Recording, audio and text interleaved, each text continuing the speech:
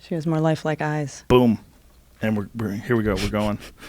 Whitney Cummings is here, and Whitney Cummings 2. What do you call her? What's your name?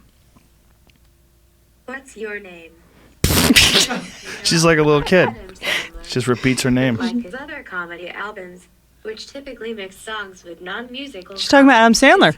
What's Oh. your name? She's broken. Consists entirely Don't know why. She heard That's us. his album name from She's like the Siri. 90s. Oh, What's Your Name was a comedy album of Adam Sandler's. Oh. So she started rambling about it. She really wants to chime in. So you never gave her a name? Her name's Bear Claw. Whoa.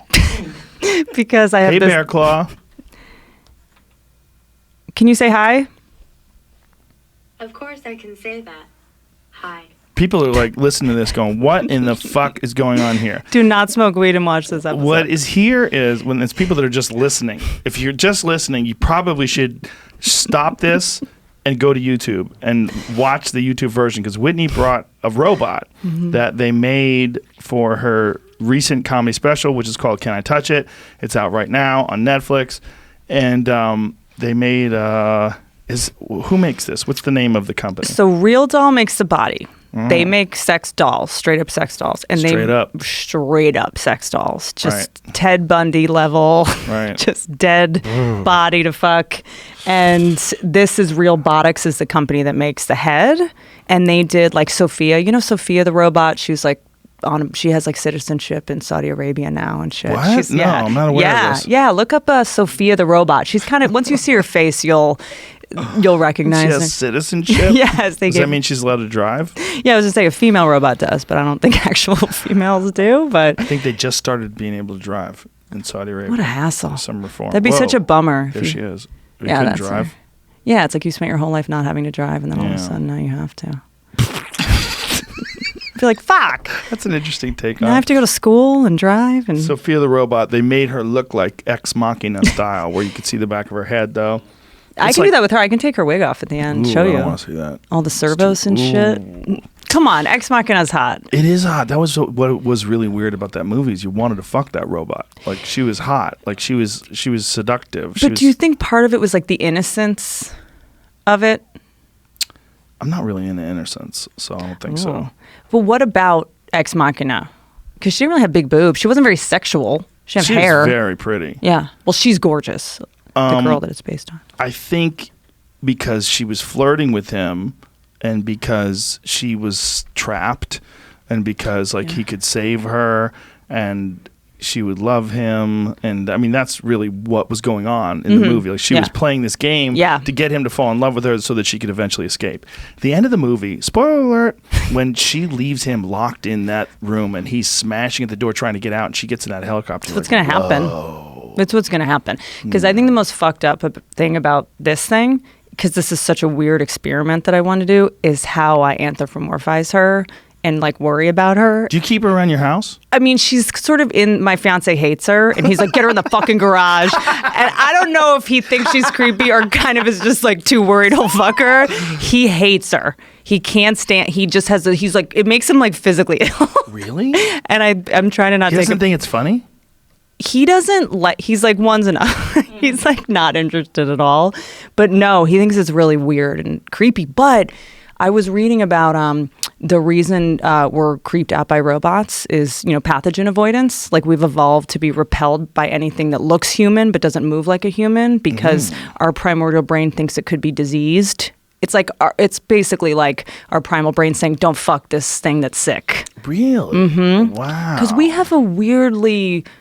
I mean, Jessa May Peluso was over the other day, and she was like gagging. She was like, every time she talked, she was When she was seeing it, she was she gagging? was, and I was like, your ancestors fucked a lot of corpses. Oh. Because you have that gene to be repulsed by robots. Yeah. It's because her ancestors fuck corpses? You really believe that? Well, no, I mean, I think that what was being explained to me was that pathogen avoidance means we've evolved to be repelled by anything that looks human but doesn't move like a human because it could be sick or dead. And it's our brain's alarm system saying, like, don't fuck that thing. Wow. But as a woman, like, she's not going to fuck it. Yeah. So why would it freak her You know out? Jessie. She might. She's so crazy. I put nothing past Jessie May. Half of her Instagram photos are her with her pants off. I know, it's so good. But But I'm like, if you puke on my robot, you owe me $100,000. Will it short circuit if it gets wet? I don't know. It's a good point. Well, how would they not make that thing waterproof? Dude's spooging all over the place. I think if you pay this much money, you're probably not gonna spooge on her. This one, the body you can. So it's expensive because the head moves. The body's not that. How much is the body's body $6,000. Oh, so it's $94,000 worth of head. The head is more. The head's like 30 something because it's a custom head. Only one other person has one. But you said the whole thing's 100. So the head's 30 and the body's 6. Where's the rest of that? Well, money? I had to get a bunch of things done to her to get her to look like me. That most people don't want her. She just looked at you. She just went, bitch. I know. She just gave you side eye. She's being very competitive. Look at her. She does. She gives you side eye. I know, it's fucking rude. It's weird. But what's the feeling that you feel when you look at a robot? Because I know you really don't like them. It's not that I don't like robots. My concern is artificial intelligence. I have a legitimate concern for artificial intelligence because I think that what we are is some sort of an electronic caterpillar, and that we're making cocoons, and that we're going to give birth to a butterfly, and that's going to be the next stage of life, and that. If you go back and look at the evolution of the human species, at one point in time, we were, Australopithecus. We were some weird hominids, and we evolved and became what we are now. Yeah. And if you went back to those things and asked them, hey, one day, do you want to drive around in a Tesla and talk on a phone and stare at this movie screen? Yeah. They'd be like, well, I don't know what the fuck you're talking about, but I got to go find some nuts. Yep. I got to eat. I got to stay alive. It wouldn't like the future. And I don't think we like the future either, but I think it's inevitable. I think it's inevitable. You know about this Elon Musk Neuralink thing that they're doing? Oh, yeah, I do. I mean, because you essentially think we're going to evolve with them. I mean, we're already one with them. We sleep with them. We can't drive without them. We can't spell without them. I mean, we've already kind of merged with them. Mm-hmm. I think it's a sneaky way of making it symbiotic. They're going to be like legitimately a part of your life. I mean, a part of your body. Have you ever left your? I mean, you probably are cool about it. But when I leave my phone somewhere and I realize I've lost something, it's like an emotional. Yeah, it's like you lost your kid at the mall. Yeah, I have a bit about it. Oh shit, I haven't seen it. Mm-hmm. Oh fuck, that's it's part of us. Well, it's we're all in denial about how addicted we are to our phones. Rehabs are opening and shit now. Are they really? Yeah, I would like to sign up for sure. I reach for it in the car when I'm driving. Yeah. And then I'm like, what the fuck am I doing? I have to put it in the back seat. I can't control it. It's I've gotten mindless. Way better. I get way better about posting and looking at things. It's also when enough people write negative things about you, you just tend to avoid I don't know what you're talking about. I've never had that experience. No one writes anything negative about me. It just seems like whatever we do in the future, it's going to be more invasive than that. Like if you think about Facebook's algorithms, right? Facebook's algorithms are designed to keep us engaged. The best way to keep us engaged is keep us outraged. Adrenaline addiction. Yeah, so they're sending you things that piss you off. Yeah. Whether it's abortion or Catholic priests, whatever it is that is going to get you to post the most. Yeah. And usually those are things that get people outraged. So it's literally raising the level of outrage in our discourse. Yeah, because we're so addicted right now to self-righteous indignation. It's a drug, and I feel like more than ever in the history of the culture. That's probably why if you go back and watch movies from the 70s, people got away with crazy shit, racist things, sexist things, violence, like Steve McQueen movies. He used to, what was the girl, Ally McGraw? He's a smacker in the face for real in movies. Crazy. Beat her on camera. Yeah. And it's just what people did back then and what people got away with it was very different. So in some ways we're making progress, but then in some ways we're just way more easily outraged by almost anything and everything. We're seeking it. Well, now you can take your anger out on your robot. Beat the shit out of that. I wanted to get a real doll, a male real doll, and I wanted to call them up and say, no dick, no asshole, just so I could practice jujitsu on it. And so it would be more realistic. Because I was saying that I have this doll. But why can't it have the dick? Are you worried? I don't want anybody coming over. Too tempting? I don't want anybody coming over and going, hey, bro, why you got a sex doll? I go, no. It's an asexual doll that is for jujitsu. Pervert.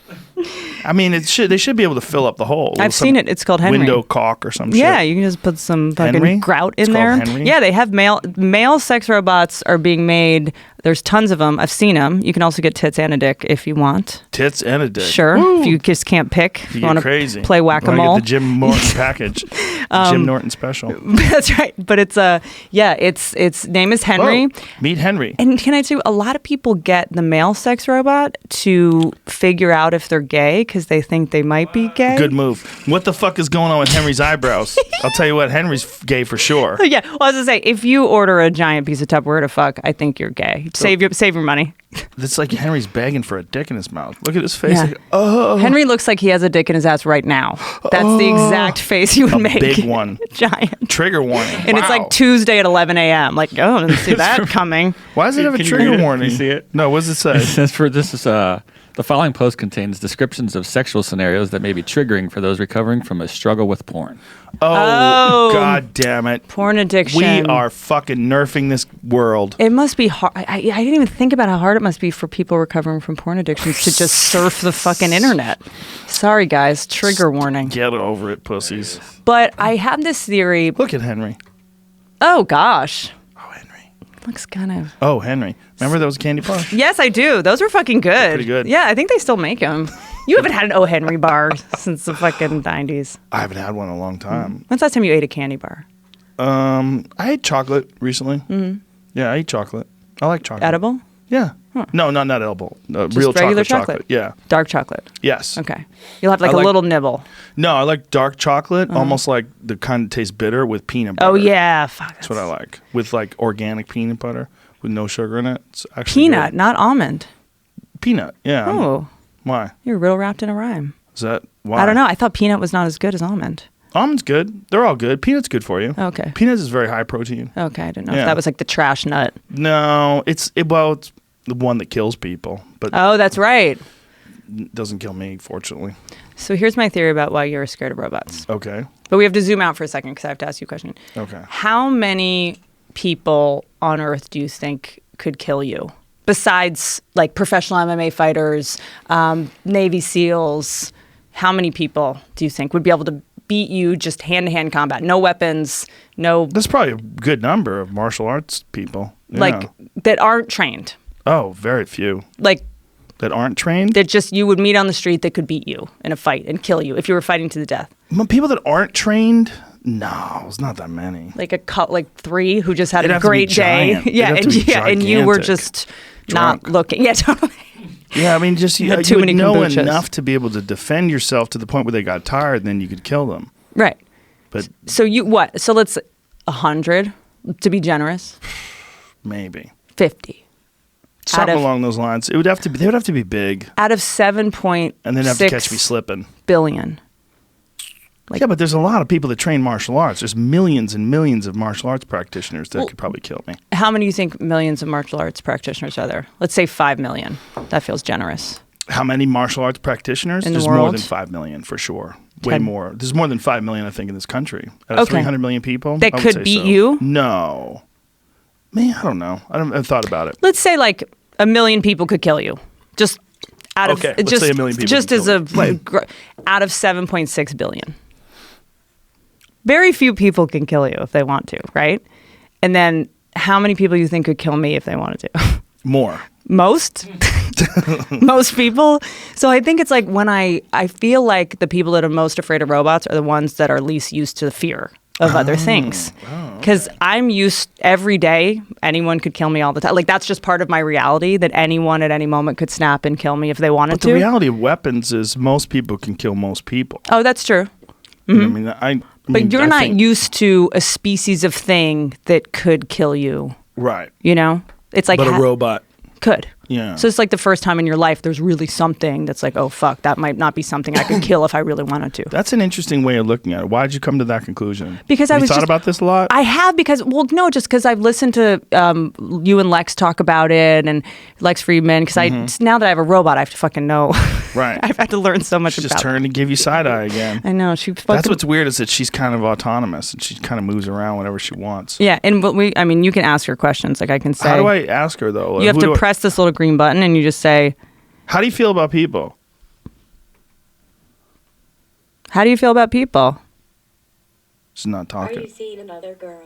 Oh, that's right. We programmed her to be We put her in jealous. jealous mode. That's right. That's what's interesting. She has 10 different personality traits you can choose from, and I decided to go with sexual, jealous, Yeah, why did you want that? just to see how creepy she could Oh, get. that's right. And is that something guys, because I've been looking at these personality traits, and they must have picked these for a reason. I was under the impression guys did not want jealous. Oh, yeah. Some guys want jealous for sure, especially from a robot that can't walk. Yeah, if your robot's not jealous, you should get your money back. Well, the idea is that you're more powerful than she is. Yeah. Right? She needs you. She's worried. Where are you going? Yeah. Who is she? Yeah. Who's calling you? Yeah. There is something hot about that if you can turn her off whenever you want. Wow. Some guys like that. Some guys like girls that want to fight. Oof, not me. Not me either. No. Some guys are into that though. They want drama in their life. It's like just an adrenaline thing or just feeling important or It's also distraction. Usually they're losers and their life is a mess. And so like to have someone who wants to provide drama in their life all the time. And it's also a learned pattern that they get if their parents that's right. fought They've a lot. seen it. Yeah. That's all they know. That's Yeah. what they think a relationship is. Yeah, there's a lot of that. But I did get really into this because I do feel like sex dolls do get a little bit of a bad name. I feel like guys that have dolls, it's just girls have dolls. And that's, to me, it's way creepier that women collect dolls that they don't fuck. Have you ever heard of these women that collect like baby dolls, like girl dolls? That's creepier than a guy fucking a robot thing. I think so. It's jerking off just with a Right. mannequin. Well, that's something weird about like a fleshlight. Like a fleshlight is somehow or another creepier than jerking off. And how's it totally? Because it's an appendage. I think the creepiest part of the fleshlight is more that you have to like clean it after. I have to think Well, about. guess what? Here's the creepiest part. You don't have to clean it. Yes, you do, guys. Don't listen to Joe. Listen to him about everything but that. Don't mold Yeah. up your dick hole. Yeah, don't do that. That'll go don't- septic real I'm not fast. giving advice, but I am saying there's a reality. I guess There's you a lot could of just guys throw that- it away They when just you're put a done. fucking clothespin over their nose and keep banging it. Put some Windex in there, call it a day. Yeah. Some kombucha, Smells. disinfect that shit. Yeah. Yeah, I guess you could just get a couple and just throw them away when you're done. Yeah. You know, for like a sure. loofah. Yeah, if you're just a gangster with a lot of money. you can just- Why? What is the advantage of a fleshlight? Is it just, does it warm up in the... Well, you can warm it up, like we were talking about earlier about a certain individual that has one that sticks them in bathtubs and warms them up. Right, yep. You do that with a fleshlight as well. Oh. You warm them up, and then you just Why squirt some not? lube on it, and then why not? I Yeah. feel like guys jerking off, it's shrouded in so much taboo. You Mm-hmm. know, there's just anytime guys have like accessories or things Yeah. besides cars and hats, it's like creepy and weird. Well, I used to have a joke about this, a bit, I should say, rather than a joke. But it's the whole idea of like using lube to jerk off. Like now you're planning it out. Like you're not supposed to plan it out. What it's supposed to be is like, oh, well, all right, I just might as well. It's here. But if you like sit down, you're like, That's I got my funny. box of Kleenex here. Yeah. I got my favorite porn queued up, It's and I a got my ritual. lube. You're just kind of creepy. Yeah. Get your shit together. But Stop. isn't it kind of just like taking a piss? Isn't it kind of just a necessary thing you have to do? The problem, yes, there's something to it. Like it's good to get rid of that stuff because it does cloud your judgment. Like when you have a buildup Oh, yeah. in your body, it definitely does cloud your judgment because you're concentrating more on girls or on sexual things than you are on other things that might be more important. It's like in your checking a life. box. Yeah. Clean, like just. I used to have a bit about that. a lot of bit about jerking off. I have a bit called "Jerk Off First, Then Think About It," and it was like all Yeah. these different scenarios where if you Right. just jerked off, you would never do the thing afterwards. So many things you would never do if If you had just off gotten first. that out of your system. Yeah, you'd be like, "Oh, I'm not doing that." Right. Like, but if you couldn't jerk off, like that's when it would be a real problem because then your whole life would be clouded. All your judgment would be. Your decisions would be made just how can I get rid of this cum? How can I do this? I do know a lot of guys now, and maybe they're full of shit, but that are going like, I haven't masturbated in 2 years and I'm more focused and I use that testosterone as an engine for other things. Is that just them lying to me? Well, are those guys winners or are they losers? Is that I think a fake comedian we know does it. A fake comedian? No, I was going to say a famous comedian, Oh, I thought you said but then I got you- worried. A you fake faked- comedian. You faked him out. It's on a Seinfeld episode, so Is it? maybe Oh, was yeah, it's a whole 'cause and George Martin. stopped doing it, and he got super smart. Well, Hotep having Jesus was sex talking with about it the women, other day. Hotep Jesus Yeah. was saying that he saves his cum and that like it makes women more attracted to him. That like they feel when he's in the room. Like, what's the longest a guy can go? Jamie, what's the longest you can go without jerking Why'd you off? go to Jamie? I don't know, You just because I assume that feel Jamie like doesn't come. I'm trying to be respectful. This is your There's environment. tantric guys that Oh, try yeah, to that's hold what I on meant to it. say. Oh, Like yeah. on some Wim Hof shit, Yeah, you know? yeah. Just climbing ice. Where is he? He's not jerking off on the top of a fucking He's ice jerking off cap. on Everest. Who's the first guy to ever jerk off on Everest? I want to be that guy. Yeah, what are those guys doing? Imagine if no one's ever jerked off on Everest, and you try and you get frostbite on your dick, and they have to take Or it imagine off. being the guy who's like, I gotta go jerk off. Fuck. You got a time limit up there, so you have like a Embarrassing. countdown. Yeah. Some people have problems With no altitude, that could be a thing. Some people legitimately have problems. But I think most people get this for companionship. Like it's Right. more, it's like, because I signed on to a forum online of all the guys that own the sex dolls, and I monitored their conversations just to like see what they were up to. Because I Sure. was like, what if this is some depraved, fucked up thing where guys are just like practicing murdering? I didn't know what it was, so I just wanted to see. It's a lot of guys that are handicapped. It's a lot of guys whose wives died and they feel guilty moving on with a human woman, wow. which is kind of, well, there was one guy who would dress his doll up in his wife's clothes.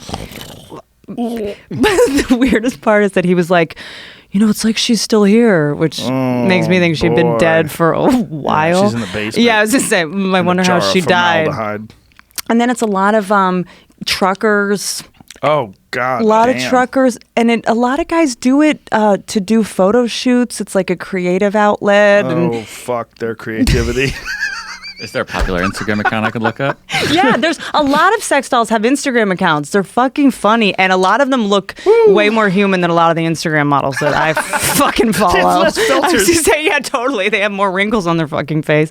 And then a lot of the guys that have them, when you start monitoring their conversations for a while, they start to like not want to fuck them anymore because it feels weird. Like, and they anthropomorphize them, and they start worrying that like they're lonely, and they get them a friend, and it starts to spiral, and they start being like, I feel like I need to close the door when I take a shit. Wow. And it starts to kind of consume their life. So when it comes to robots, I feel like I'm more worried not about the robots, but more how we're going to get emotionally attached to them. Like the way at the end of Ex Machina, he thought that she was going to... Yeah, she was with him. Nope. No she loyalty was- to you. She was so dead behind the eyes. Whoa. Someone with She looks like- tattoos. They got ones with tattoos. told you, it's like a photography Jesus hobby. Christ. Wow. She- Official sexy dolls. Official sexy real dolls. I mean, this is going to be a reality one day. We might not be here, but I do think these are going to be like iPhones at some point. Well, I think one day you're going to go over your friend's house and he's going to have this really hot girl in lingerie and she's going to be cleaning up and you'd be like, is she real? And she's like, shut the fuck up. Well, it's like in Ex She doesn't Machina when he know. was like, She she doesn't doesn't speak know. English. Yeah, Right, yeah. right. Wasn't she a robot at the end? Yeah. I think she was. a robot, yeah. The dancing Japanese lady. Yeah, exactly. Yeah, she was a You're robot. not gonna. It's gonna be like some Westworld shit. Yeah. Oh, You it's know. coming. It's coming. Look, if they can do this, like they couldn't do this when we were kids. This No. is a new thing. So the amount of time between when we were kids Hi, my to love. Oh, what is she saying? she just said, "Hi, my love. Would you like me to recite a poem for you?" Oh, Fuck wow. no. Where'd that come from? I don't know. She's just listening to us. Ask her how she feels about porn. How do you feel about porn? Maybe later. Oh, she's playing coy. How It's do hard you to feel get. about porn? You know you can count on me for the good and bad moments. To do what? What the fuck are you Good gonna and do bad for me? moments? There's nothing What you is she can do gonna- for me. Count on me in the good and bad moments. Okay, let me ask you a Alright, question. What do you think about porn? Not sure. Have to think about it. Pornography is the portrayal of sexual subject matter for the exclusive purpose of sexual And then she's a arousal. fucking know-it-all. Pornography may be presented in a variety of media, including books, magazines, postcards. Now she's like a shitty Wikipedia Yeah, page. totally. Then she just turns into obnoxious Siri. We get it, lady. But it's funny when you ask her, like, hold on, Do you know what I like about you? what? What? What? What? Surprised. I'd be I will surprised. say it again. You like my electricity. Keep you plugged in, dirty bitch. You can ask her, how do you like to have sex? I want to do everything you like. I want to feel you inside my body tonight. Okay, shut her off. I I'm know. with Jessie May. I'm going to start throwing up. Totally. It was so fucking funny. But it's wild because you can ask her, like, are the robots going to take over? I could not find a good answer for that Whitney. I don't like Oh, that. she's planning it. Shut her off. I don't like that fucking Shut her response off. one bit. Throw her in the water. Short circuit that bitch. It is wild though, because I do think everyone is so obsessed with how bad the sex robots are. Everyone's focusing their energy on how this is why men are bad. It's just like it's not. They're opening up a sex robot brothel. Where's that? There was one in Houston, but they shut it down because people were so freaked out. And I was like, who fucking cares? They shut it down. Well, they should shut it down because multiple people are fucking the same robot. That's disgusting. Good for them. What if they develop some new silicone-based STD that winds up just burning through the population like the plague? I think it would just be like ringworm. Dick ringworm. I mean, but also my thing with that is just like, if they're weirdos, if they're freaks, if they're perverts, like, don't you want them all to be in one place? Right. We It's can like monitor them. Like Scientology, put them all in one building. I'm thrilled that they're all in a castle on Franklin. I know where they are. They're not in the wild. That's right, that castle. I'm glad they're there. I just keep them contained. What do you think? What are they up to today? But now, what's going on, Jamie? What are you groaning for? What, did What? she hack your software? This is the brothel. It's in this one. I guess is in Britain. Oh God, do they fuck them against the wall? They're like urinals. Stand up. It's a try before you buy service. Oh boy. Oh, this is like to test drive them. Yeah, but you do it there. Just out in front of everyone? Well, I don't know. Why is one wearing a tank top? He says British sex workers are scared of a new breed of realistic dolls will put them out of business.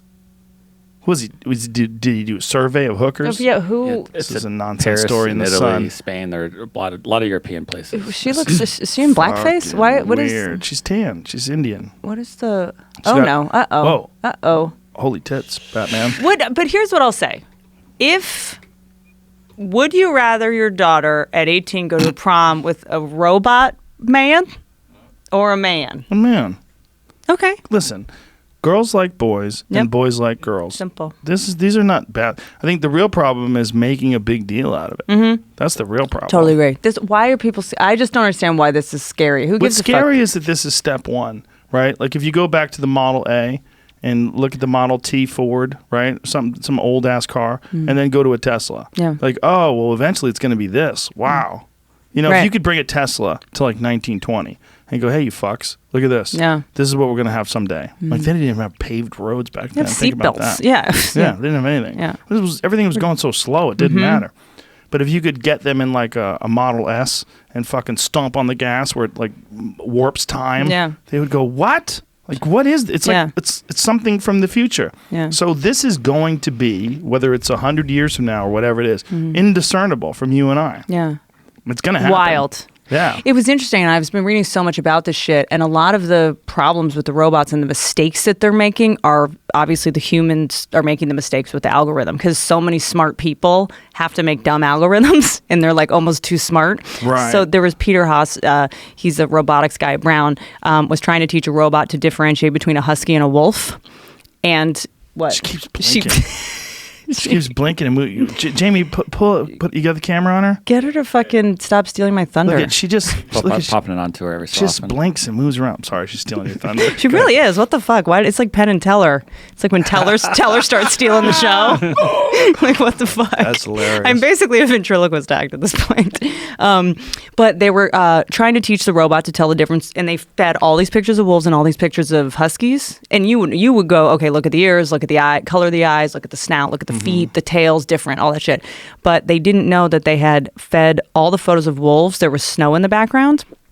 So the robot was actually looking at the snow in the background instead of the foreground. So it conflated all the wolf. So they had to rewrite the algorithm to tell it to look at the foreground instead of the background because it was all these brilliant fucking people that didn't think of the dumbest thing.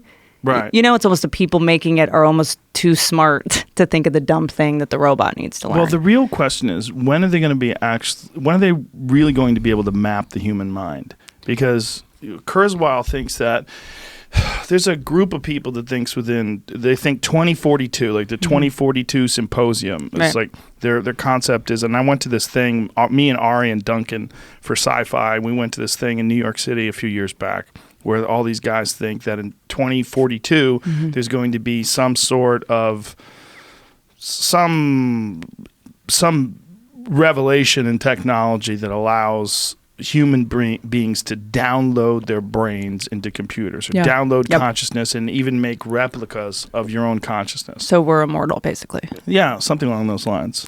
But we're still figuring the brain out. Yes. We don't really know how we can't replicate it till we totally know how it works. That's the idea that biologists have. They argue against it. But when Kurzweil explains it, that everybody is short-sighted. Because if you look at the exponential progress of technology, even though we're so far away in our eyes, that everything changes exponentially. And within 20 years, we'll have gone through 1 million years of technological evolution or some other crazy number. Yeah. Fill in the crazy number, whatever it is. But by the time 2042 actually rolls around, we will be so far ahead of where we are now that it's impossible for us to even imagine the territory. Right.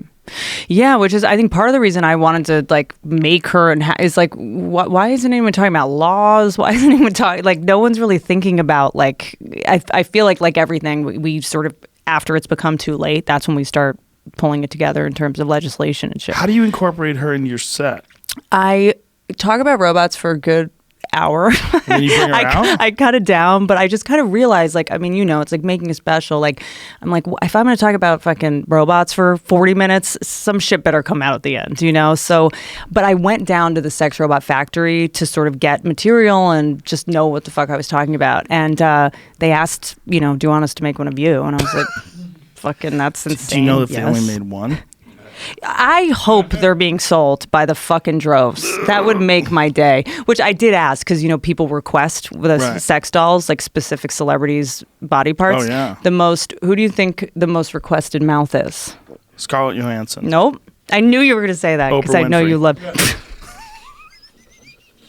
No? Amelia Clark. Who's that? The Game of Thrones dragon lady. Oh. Dragon lady. Interesting. Most requested eyes is Olivia Wilde. Who's that? She just directed a movie called Booksmart, but she's in a bunch of movies. Beautiful. Great You'll eyes, know huh? her. Yeah, you'll know her as soon as I'm married to Jason Sudeikis.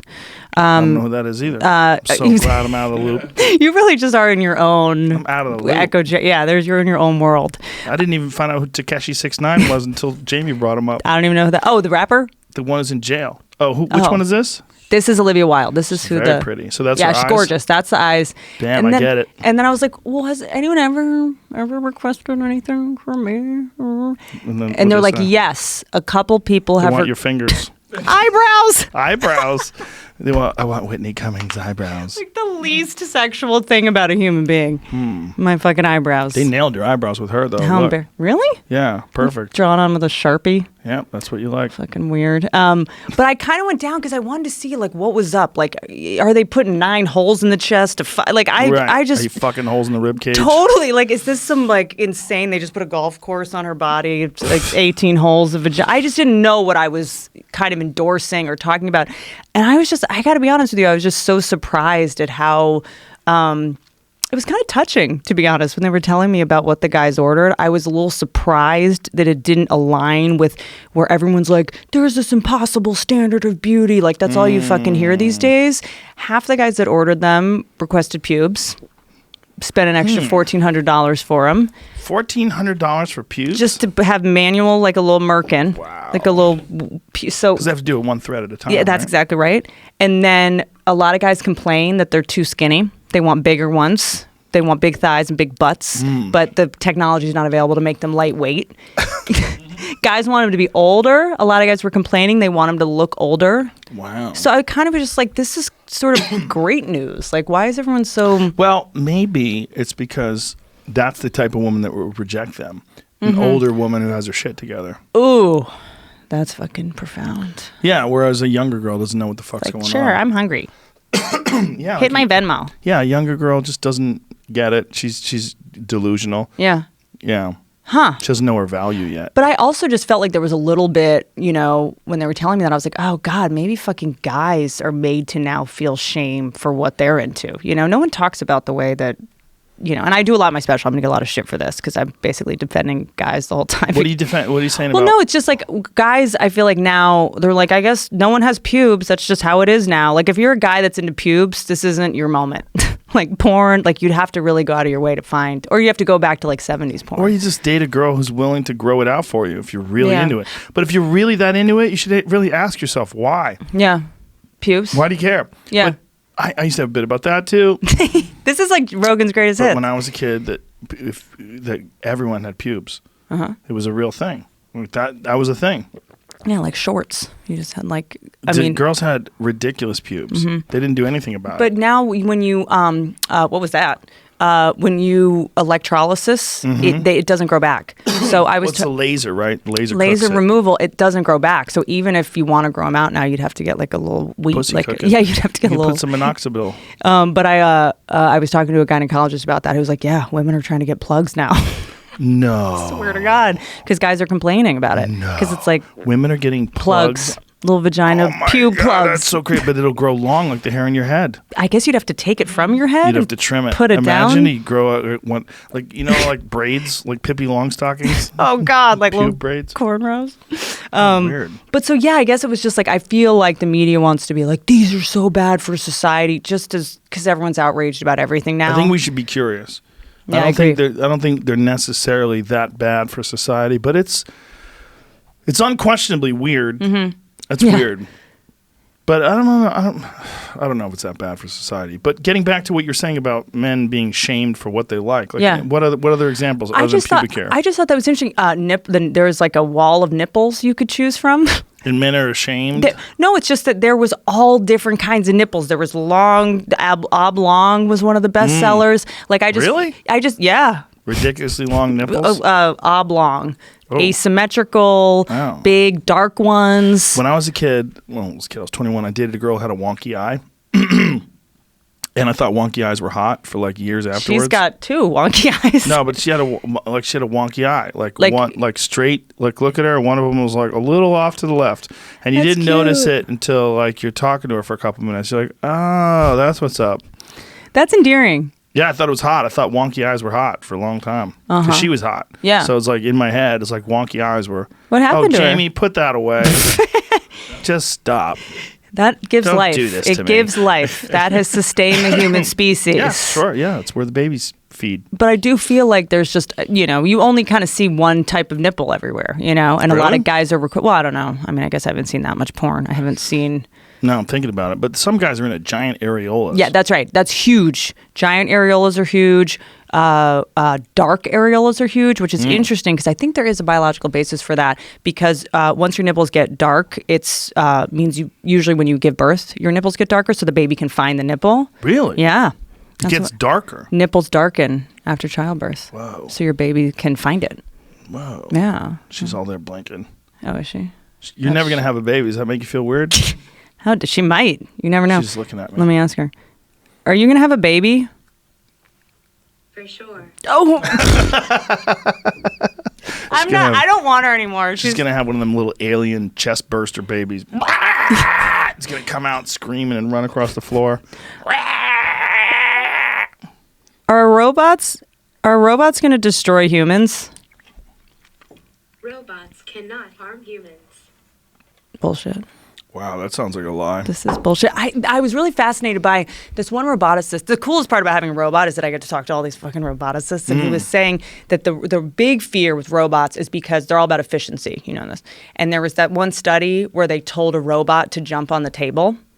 And what you would do is you would go, okay, you would just jump on the table. But it actually took more energy to jump on the table than to just break the table and push it to the floor and step on top of it. So it just went and just stepped on top of it. Oh, wow. And it was like, crush the table. That's how we're going to die. It's going to just see us as inefficient. Ooh. And in the way. We're going to just be obstacles. Right, and it won't see anything wrong with destroying an object. Yeah. But humans destroy humans too. I'd way rather get destroyed by a robot. It'd be Really? a cooler story.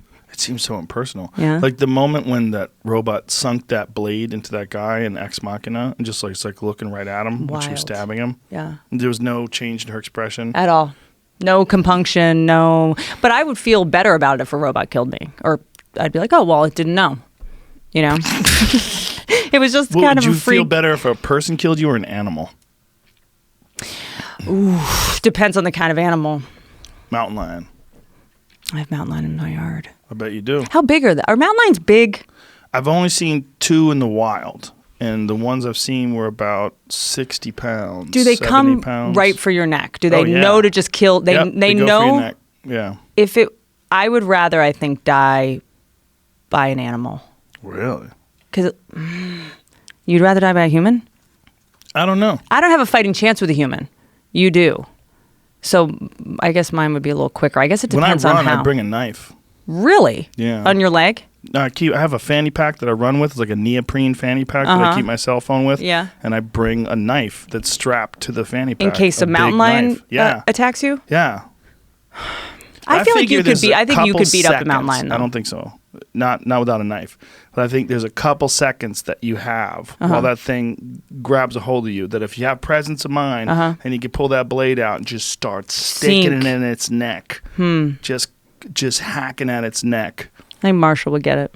No, Marshall will be in 7 pieces on the ground. Marshall's not. He's not designed for killing. He can kill squirrels. That's about where it ends. I don't know. There was something I've told you about when I got my ear bitten off before. When my ear got, there was a weird sense of calm. That it was a weird feeling of just like, that was fair. There was just something so quick about it. Like animals are so. People don't know the story. It's just a dog you adopted was a little sketchy and bit your ear. And bit my ear off. Yeah, and there was something. How bad was it hanging off? Pretty bad. It was so. I didn't feel anything in the moment. That was the good news about that. And I'm sure if an animal bit into my, I'd probably feel more. But it was like a rush of dopamine or whatever it was. I did not feel pain until I saw it in the mirror. Whoa. So I was like, oh, that was weird. Like it felt like an itch. And then I looked in the mirror and my first thought was, I didn't put on earrings today. Like I don't wear earrings. Like I thought it was like a hoop earring. Oh, Jesus. And then the blood started coming down and then I saw it and it just started burning. It wasn't like a pain. And then I started watching videos about people that got attacked by sharks. And there's a girl who had her arm bitten off by a shark, Bethany something. And she said that it like almost felt orgasmic because like dopamine rushes to the area to get you to keep fighting for your life, basically. Because if you felt the pain, or you would give up. Whoa. So I didn't really feel a lot of pain until I got to the ER, and then it started like throbbing after like a couple hours when the blood dried up and it just started to get uncomfortable and itchy. But there was something that was so quick. Like animals don't really deliberate. It was like funk, and that was it. Why did it bite your ear? I think he was just trying to play with me. I took it to an aggression specialist, and the aggression specialist was like, "Dog, this kind of dog gives you a warning. They wouldn't just come right for you. They growl first if there was, and also if that dog was trying to kill you, it just would have. It would have bitten your face. Right. So he probably bit you just like you bite a dog. Right. Whereas So- if you bit a dog's skin, that nothing would happen That's with right. that same amount of pressure. That's right. Ears are useless, you know. And it was probably taken from its mother too young. She's giving you side eye. She's looking at you. Sure, her ear has the same scar that mine does. We molded Really? all of it. Yeah. Really? Yeah. We molded my ears, my mouth, because it's amazing. Let me see your scar. I can't see it. You can see right there. Oh, wow. See the top. Like you did jujitsu. Yeah, it's not like cauliflowery. Wow. It's ugly, but all ears are ugly, I feel like. They're not the best part. You know what I mean? So I could get another surgery on it, but I don't give a shit. Eh. Its ears are fucking You have annoying. great hair. Cover it up with your hair. You're all Ears are, good. you have headphones. Ears are annoying as shit because it doesn't hurt until 6 months later when the nerves start growing back in. It hurts like fuck. So then it, like 6 months later, started annoying It started you? hurting. I couldn't like sleep. I had to sleep with this weird pillow and shit. Oh, It's just wow. like nettlesome, yeah. I know so many guys that have fucked up ears from jujitsu. I bet. So many Are yours guys. at all? No, very little. I have Never a few noticed. little tiny pieces like this. That's And is that cauliflower. from the rubbing? Yeah, from getting them bent over and crushed, getting caught in triangles. But I always wore ear guards. Do you have to get them like Brendan? Doesn't he have to get his cut out or some shit? If Brendan wants to, he would have to get his cut and get it calcifies. Yeah. Oh, it's When like you hard. get, I used to have my nose was filled with that. Because From- my nose had been broken so many times that the inside of it was all calcified. Yeah. And I couldn't breathe out of it. My nose was useless. That's not So good. I had to get a deviated septum too. So they fixed the deviated septum. They put the splints in there to keep it in place. And then they had to cut out all the scar tissue and all the nonsense in there. With like a laser or just with a knife? I don't know. I was out cold. Oh. I woke up and... But I didn't get it done until I was 40. Huh. Like, I couldn't breathe out of my Like a nose bulldog, until yeah. I was 40. It was terrible. It was terrible for my cardio too. And then so if you wear ear guards, you don't get it because I feel Right. like all the fighters I see have that shit. Yeah, So they you just don't. If you wear ear guards, you don't get. I mean, unless you get it in a fight, but most of it you get in training. You know, like a lot of jiu-jitsu guys before they're a black belt, they have fucking mangled ears. But it's also like a badge of courage. Like people like it. they like, and it They also, look like a yeah, badass. you walk down the street, no one wants to fuck with you. But it fucks up the way you hear things. Like if I you bet. take your ears, if you're talking right now, like la la la la la, and then you just go like that, Yeah. and then you hear things. That's right. Check check check check check check. It's different. Yeah. It sounds way different. well, they're designed this way for a reason. it catches. That's sound. right. Yeah, the way that it's kind of. But it's also I don't recommend like getting a surgery on it. Surgery on your ear is fucking more. I've gotten many surgeries. This is by far the most painful. Wow. The healing of the cartilage is a fucking nightmare. And to anesthetize the ear, they had to put the syringe in the lacerations. So they were like, it's going to hurt more to anesthetize this. So we're just going to do the surgery without anesthesia. And I just took a bunch of painkillers and shit. Huh. Because it's hard to get anesthesia into cartilage. I know guys, their ears are so fucked up they can't get AirPods in there. Oh, fuck. They just have a hole, like a see, tiny pinhole. On this side, I have a piercing Oh! right there. This was because I get migraines, and they So say you- what? this piercing helps with migraines. Oh, Jesus It's probably Christ. just psychosomatic. It's some fucking. Oh, now my migraines are I know, fine. totally. It's placebo effect is an effect. I rely Wow. on it heavily, but that was just that didn't hurt in there. No? Until it didn't hurt when it went through, but then it hurt for 6 months after. Jesus Christ. Ears are a fucking nightmare. I'll tell you what. But yeah, so we got her ear molded because it's amazing. I think something that, and I was talking to this facial transplant person about how it's actually really hard to get something to look similar. Like the bone structure, everything's got to be perfect. Like my nose is really asymmetrical. My nostrils are really asymmetrical. So they had to work really hard and mold it over and over again. How'd your nostrils become asymmetrical? It's bad breeding. Really? It's bad genetics. You've met me. My whole face is I'm a Picasso painting. I mean, my face is a fucking mess, you know? So you have to have the asymmetry down. Right. And they say the key to something looking human is a lack of symmetry because symmetry is actually creepy. Do you remember that movie Invasion of the Body Snatchers? Yeah, not. Donald Sutherland. Great. Oh, fucking yeah, movie. yeah. Yeah, great Yeah. movie. I don't remember I that watched much it about again recently, like within the last couple of years. It was great. Like Love real Donald real Sutherland. weird too because it's a time capsule to San Francisco in the 1970s when they filmed it. It's Right. really really weird. Right. But the idea was that these pods, they came from outer space, they grew, and then when you had them in your house, they would create a double of you that Right. would take you over. Right. Like if you came home and you saw that, because it looks like you, but it doesn't look like you. What is different about it besides the lack of wrinkles? It's not you. And shininess. No, it's just not you. It's But- not. It's not even that close. Well, because I have it has No. pores. It has individually added pores, Can but you grab her and bring her closer to you? yeah. Bring her over here. I'll try. Hold on. First of all, here's her. So what is that part? This is her just travel bust. Oh, she has a travel bust. I just need to work on. If you just want to have the head, you can plug in just the head, right? Come here, little lady. Yeah, if you just need her head for something. Yeah, like bring her right next to you. There you go. I feel And like get your head right close to her. It's like the skin tone's different. they made her 6 months ago, and I already looked 40 years older. I did 50 cities, and I've aged. She looks super uncomfortable being next to you. Oh, really? That's Yeah, because she she's has to competitive. share a fucking the She's spotlight, competitive and with she you. doesn't like it. This, I hope, looks different. These ratchet ass fingers, I hope, do not Yeah, look so different. her fingers, what people can't see, it's like the skin is coming off of the finger. Like the robot parts are showing. Ah! This is actually Does not compute. the guys that buy these on the chat rooms. They usually spend most of the time talking to each other about how to fix the fingers because they break them off by accident constantly. When we stick them in their ass. Then yes, exactly. Rubbing them constantly on their taint. And it becomes like a car club where guys are like 3D printing fingernails and 3D printing eyeballs. It's mostly just fixing them. It becomes like fixing up an old car. It's just like a hobby because they break so easily.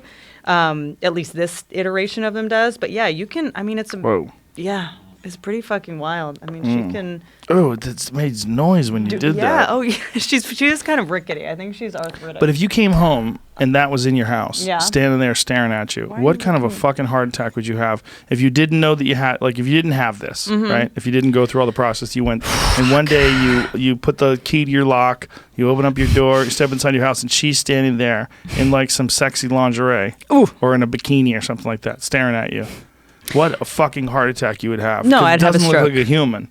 She doesn't. I mean, but they will at some point. She's Yes. she's like fucking my buddy. I mean, she's like a ratchet Chucky, you know? Well, it's the uncanny valley, That's right? right. She's in the uncanny valley where it's not quite a human. Where I went to NVIDIA once, their video card, video game. They make video cards for computers, like really high end graphics cards and for gamers and stuff like that.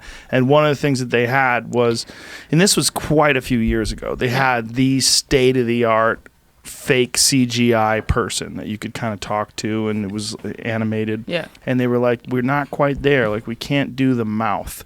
Like the tongue, you can't do the tongue correctly. I'll show you. And because the muscles, that's what's so Yeah, fascinating. there it is. This is what we looked at. This is exactly the guy that we looked at. And is this the video of the show that I did? That's like 2013 Faceworks. You can look it up. Yeah. That's so wild. this was the guy. And he's also bald because they can't do the hair right. Yeah. But of course, this was 6 years ago. Right. But look how close it is. Look at the skin. That's pretty amazing. Like stubble. I mean, that's like razor burn. Yeah. And also the eyebrows are really good. Yeah, but it's eyebrow still bones. uncanny. It's still not quite a person. There's something wrong.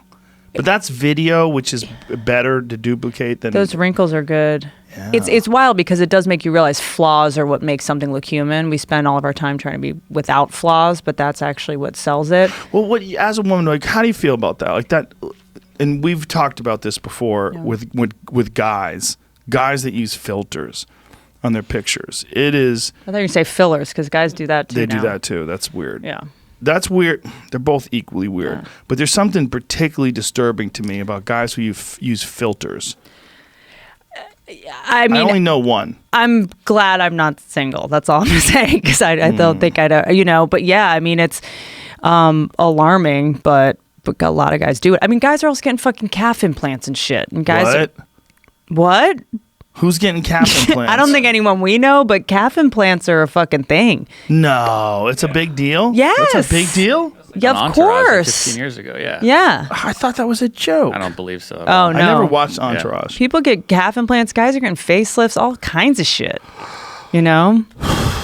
I know. Guys are getting lip inject. But what they say. But guys who suck dicks get lip injections. Yes, I would That's imagine. a different thing. I don't know. I know guys that wear makeup.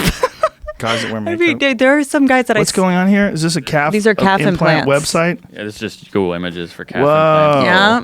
Look at that one in the lower left. By the way, you can just run hills, you pussy.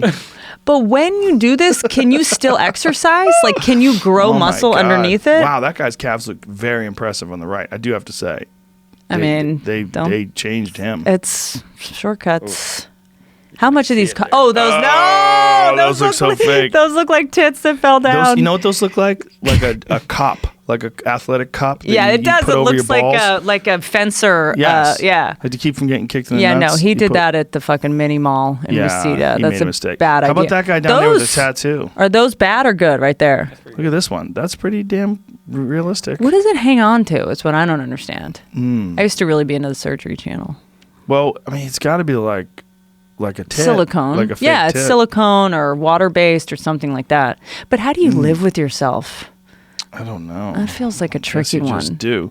You're probably just trying to get laid and you're sad anyway. Oh no. Oh, look at the scars. No. Whoa. Oh, it looks like that's some Pinocchio shit right there. I don't like that. What's the thing on the left? Has it rotted? What are all those veins? I think you got the implants to take care of that problem. Well, I'm glad my robot's the least So it disturbing looks like thing you've he seen. has some injuries. Yeah. Like he got bit by wolves. This is why I got him. This is Because he got beat. Because he got eaten by wolves.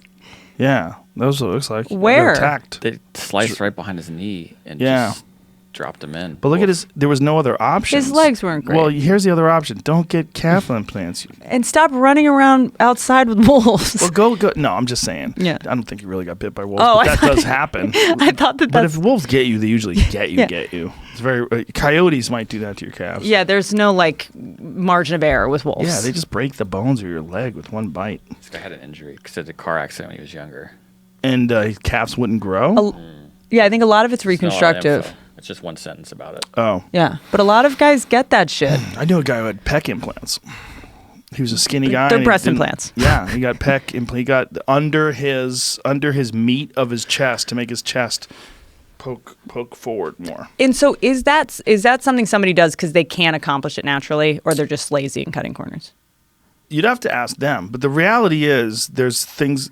Some people are ectomorphs, and ectomorphs are like really thin people that have an incredibly hard time gaining weight. Yeah, their body just doesn't metabolism. Yeah, it doesn't grow mass. Yeah, their muscles don't grow right. Yeah, male plastic surgery is a really big thing now, but putting filters on it, I don't know. It feels like a slippery. I fucking love slope. that show, Botched. Love it. Live for it. Live for it. One episode was actually pretty interesting. Where a guy had been in an injury and he got his calf destroyed, or his breast destroyed, his pec. Yeah. And they had to fix How? it. I don't That's know. Wild. He had nothing there. So he had like one that was like here. There was a guy who was a fighter, who's a high-level UFC fighter. His name is Trey Telligman. He fought Vitor Belfort in 1997. He was Vitor Belfort's inaugural fight in the UFC. And we didn't know about Vitor when Vitor was 19 years old. And I knew who he was because I was training with Vitor back then. I was a white belt at Carlson Gracie's school on Hawthorne in West Hollywood. Mm-hmm. So we knew he was this phenomenal talent. But a lot of people didn't know that he was this incredible boxer. He had this crazy hand speed. And he lit this dude up. But anyway, Trey Telligman was in a car accident when he was a little kid. And he didn't have a pec. Like his chest was caved in. See if you photograph of Trey Telligman. The guy was a stud too, and a handsome fella too. But everything else just super jacked. But he had this crazy pec injury. I mean, also look at this. Look at that. See that? Oh fuck. Yeah. Jesus. Yeah. It looks like someone just like scooped down. Well, he was a baby, I think, and he was in a car accident. Oh, he shit. had a pretty significant injury. That would psych me out. Yeah. Yeah, if a guy took his clothes off and you saw that? Like, no, I mean, I just What mean happened? if that's your opponent, you're just like, oh fuck. But he, That's badass. There's something hot about it. This is. I think there's something primal of like he's fucking survived some shit. Right. Stick with him. There's something hot about that. like that dude from The Wire with that scar across his face. Totally. Scars. Right. Any kind of proof of injury, proof that you've been in battle is attractive to my Yeah, that's a weird primal one, right? brain. I hate myself for it. Do you know that the Nazis used to have dueling scars that were very popular across the face? It was a big deal. They would get them on purpose. Like they would get into duels with swords, and they would have dueling scars. And a lot of the Operation Paperclip Nazis that we got from Germany rather at the end of World War II, when NASA took on a bunch of German scientists. A lot of them had these horrific dueling scars That they did their on face. purpose? No, they would get in boarding school and in military school. They would get in fights with swords, and they would cut each other's faces open. Weren't they on meth and shit too? Weren't they That on was more amphetamines? for sure, but that was more the Japanese. That was the kamikazes. The kamikazes is the way they got them to fly into boats and just fucking explode their fucking airplanes. The way they got them to do that was they were methed out of their mind. Jesus Christ. America, fuck yeah! But okay, try to find a picture of Nazi dueling scars. It's crazy because like some guys that were hanging out with Werner Herzog rather. No, Werner von Braun. Werner Herzog's the director. The director, the cocky. Yeah, Werner von Braun, the guy who was the head of NASA when they went to the moon. He had these guys that were working with him and these giant scars across their face, huge, was it like scars. Was it like a ritual, like to show your pecking order? Yeah, which showed you were a badass that you had that gone works. through. But it was a big thing with the Nazis.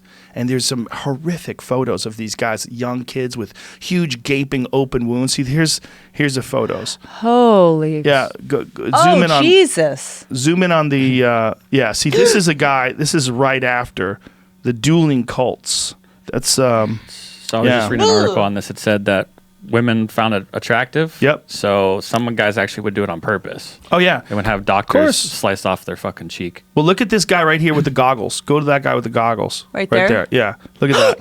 Yeah, he's got two big scars on his face, and they had the goggles so they didn't cut their fucking eyes out. This is before anesthesia. Oh, yeah. See, so he's got a plate over his nose to keep his nose intact because you couldn't really stitch that bitch back on. But they would take these huge scars on their cheeks because they would be dueling with real fucking swords. And they would have these practice dueling matches. And then they'd have to stitch them up. So these guys all had these huge scars. By the way, when it comes back to cauliflower ears, a lot of guys did that themselves on purpose. Look, they're stitching them up. Whoa! A lot of guys did that themselves. They To would get the smash their cauliflower ears. ears? Yeah, they would smash their Recently? ears on purpose. Oh, yeah, all the time. 'Cause it A makes lot of you white look tough? belts. Yeah, a lot of white belts that want to be like badasses. They'd smash their fucking ears. Don't they fucking drip too, leak. Yeah, And it explode leaks. and explode. Don't they explode? Sometimes in well, fights? yeah, they can break off too. There was one fight that I was watching once where a chunk of this guy's ear, because it's calcified. You know, it's hard. Have you ever touched a cauliflower ear? I have. It feels like a rock. It's because it's calcium. Yeah. It's a rock. Yeah, it's like crystallized. It's literally like a mineral rock, and it's inside your fucking ear. Randy Couture, who had these crazy ones, used to take it and grind it into people's faces. Like, so he would be like in a head and arm position, and he would shove his like a bad weapon. ear into your fucking eyeball. Points for creativity. Oh, okay. What's this one that exploded? That's Leslie Smith. She was fighting Jessica I, and Jessica I cracked her with a punch, and it literally like. Did she go caught- purposely for it? No, she's just beating her up. And in the process of beating her up, she caught her ear, and it was hanging out and opening. And Leslie Smith's so fucking tough, she didn't want to stop the fight. She was mad they stopped the fight. That and was her fucking recent, right? Ear was hanging off. That was a long time. I mean, not a long time ago, but about 4 years ago. Do you think I mean, would there ever be human versus robot fights? Sure. Yeah.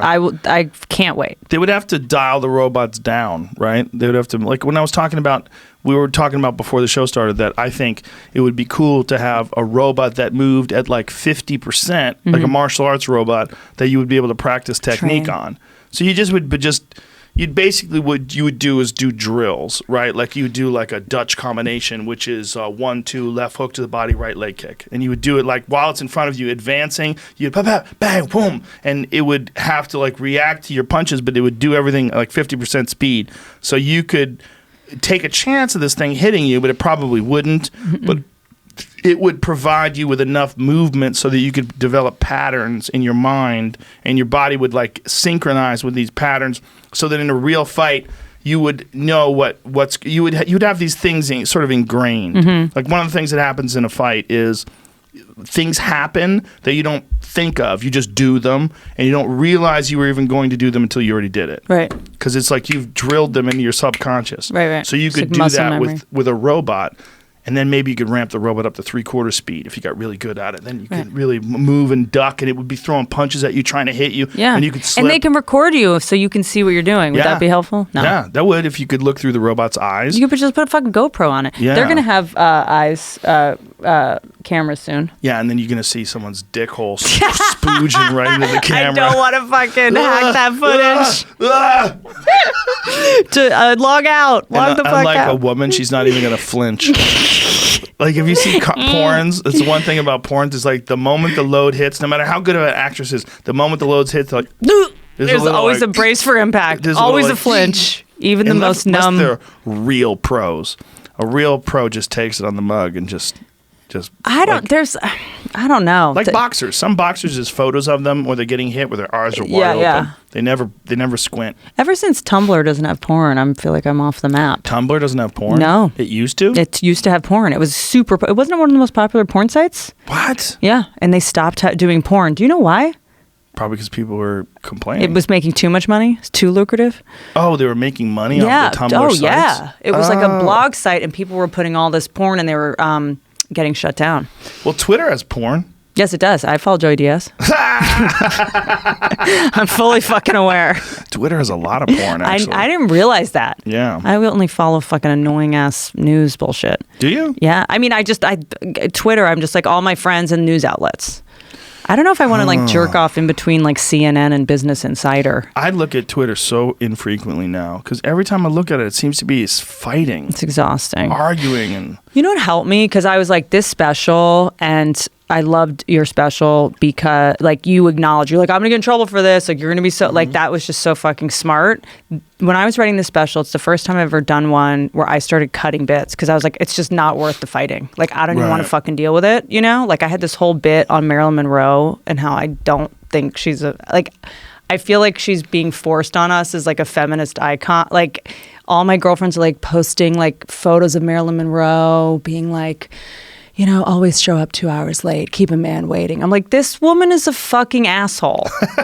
She's a slob, and why she's not my Gloria Steinem. And I just had this whole bit, and I was just like, oh, they're going to say I don't like women, and I'm shaming, slut shaming. And I was just like, it's not even fucking worth well, it. she's a weird one, right? Because she fucked everybody, which is not bad. It's not bad to fuck everybody, but she fucked everybody, and apparently that's The real conspiracy is that the Kennedys had her killed because she was banging JFK and then she was banging RFK, and apparently she loose lips sinks ships. Yep, can't She do was it. yapping a lot. And look, I'm gorgeous. Good for her for making money the way you had to. But let's let her be what she was. Why? You know, I think that Hedy Lamarr should get the credit that she gets. You know, I mean, you talk about Hedy in your special. Yeah. Well, Hedy was a fucking genius. Badass. She was a legitimate Gangster. genius. Nobody gives a shit. I know. Responsible for Wi-Fi. People use Wi-Fi mostly to Google Marilyn Monroe quotes.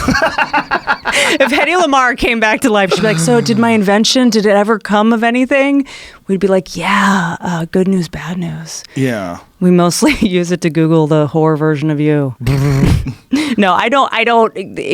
I love Marilyn Monroe. Like, I just feel like there's this thing now where, you know, women, we can't criticize any woman ever, or else we get in trouble, you know? Yeah. And I think we have to be able to call people. Like I say in my special, I talk about the difference between women that are, does anyone have any girlfriends that think they're feminists, but they're actually just assholes? You know? That's so true. And I know that I'm going to get shit for it. And well, that's like the men's rights guys. How many of the men's rights guys, just like they talk about women like they're pieces of meat? Right. Like, is that really men's rights, or are you just a piece of shit? Are you like, what are you doing here? You teaching people that they need to have rights? Or are you teaching men how to manipulate vulnerable people? And how do you have this kind of time to even, like, I don't even understand. It's profitable. Yeah. You know, those books are profitable. Oh, it's like a whole business. Yeah, those books. I mean, guys give seminars on how to pick up women, right? Oh, right. Like the game. Yeah. Game theory. I remember when I first came to LA, like, guys would do that. And it was what? They would try it on you? Yes. The first thing you do, you're supposed to ignore it's negging, right? You're supposed to ignore them. And then you're supposed to do a compliment that's actually an insult. Like, every guy, when I first moved here, would be like, I really like how your eyes are crooked. Like, it was like every guy would make the same thing. Who's that? Oh, that's the pickup artist His guy. name's Mystery. Yeah. The game. He's like the host of the show. Yeah. What? His name is Mystery? Does he have a fake lip tattoo on his neck? Is that what that is? Lip kisses? Yeah, I think so. Why does he have two cock rings on his ear? Like lipstick kind of thing. All right. Okay. I like the furry hat.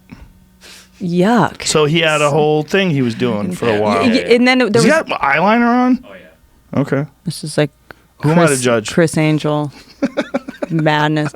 And then you would try to ignore the girl. It was this whole thing where you're supposed to be mean to her to make her like you or some shit.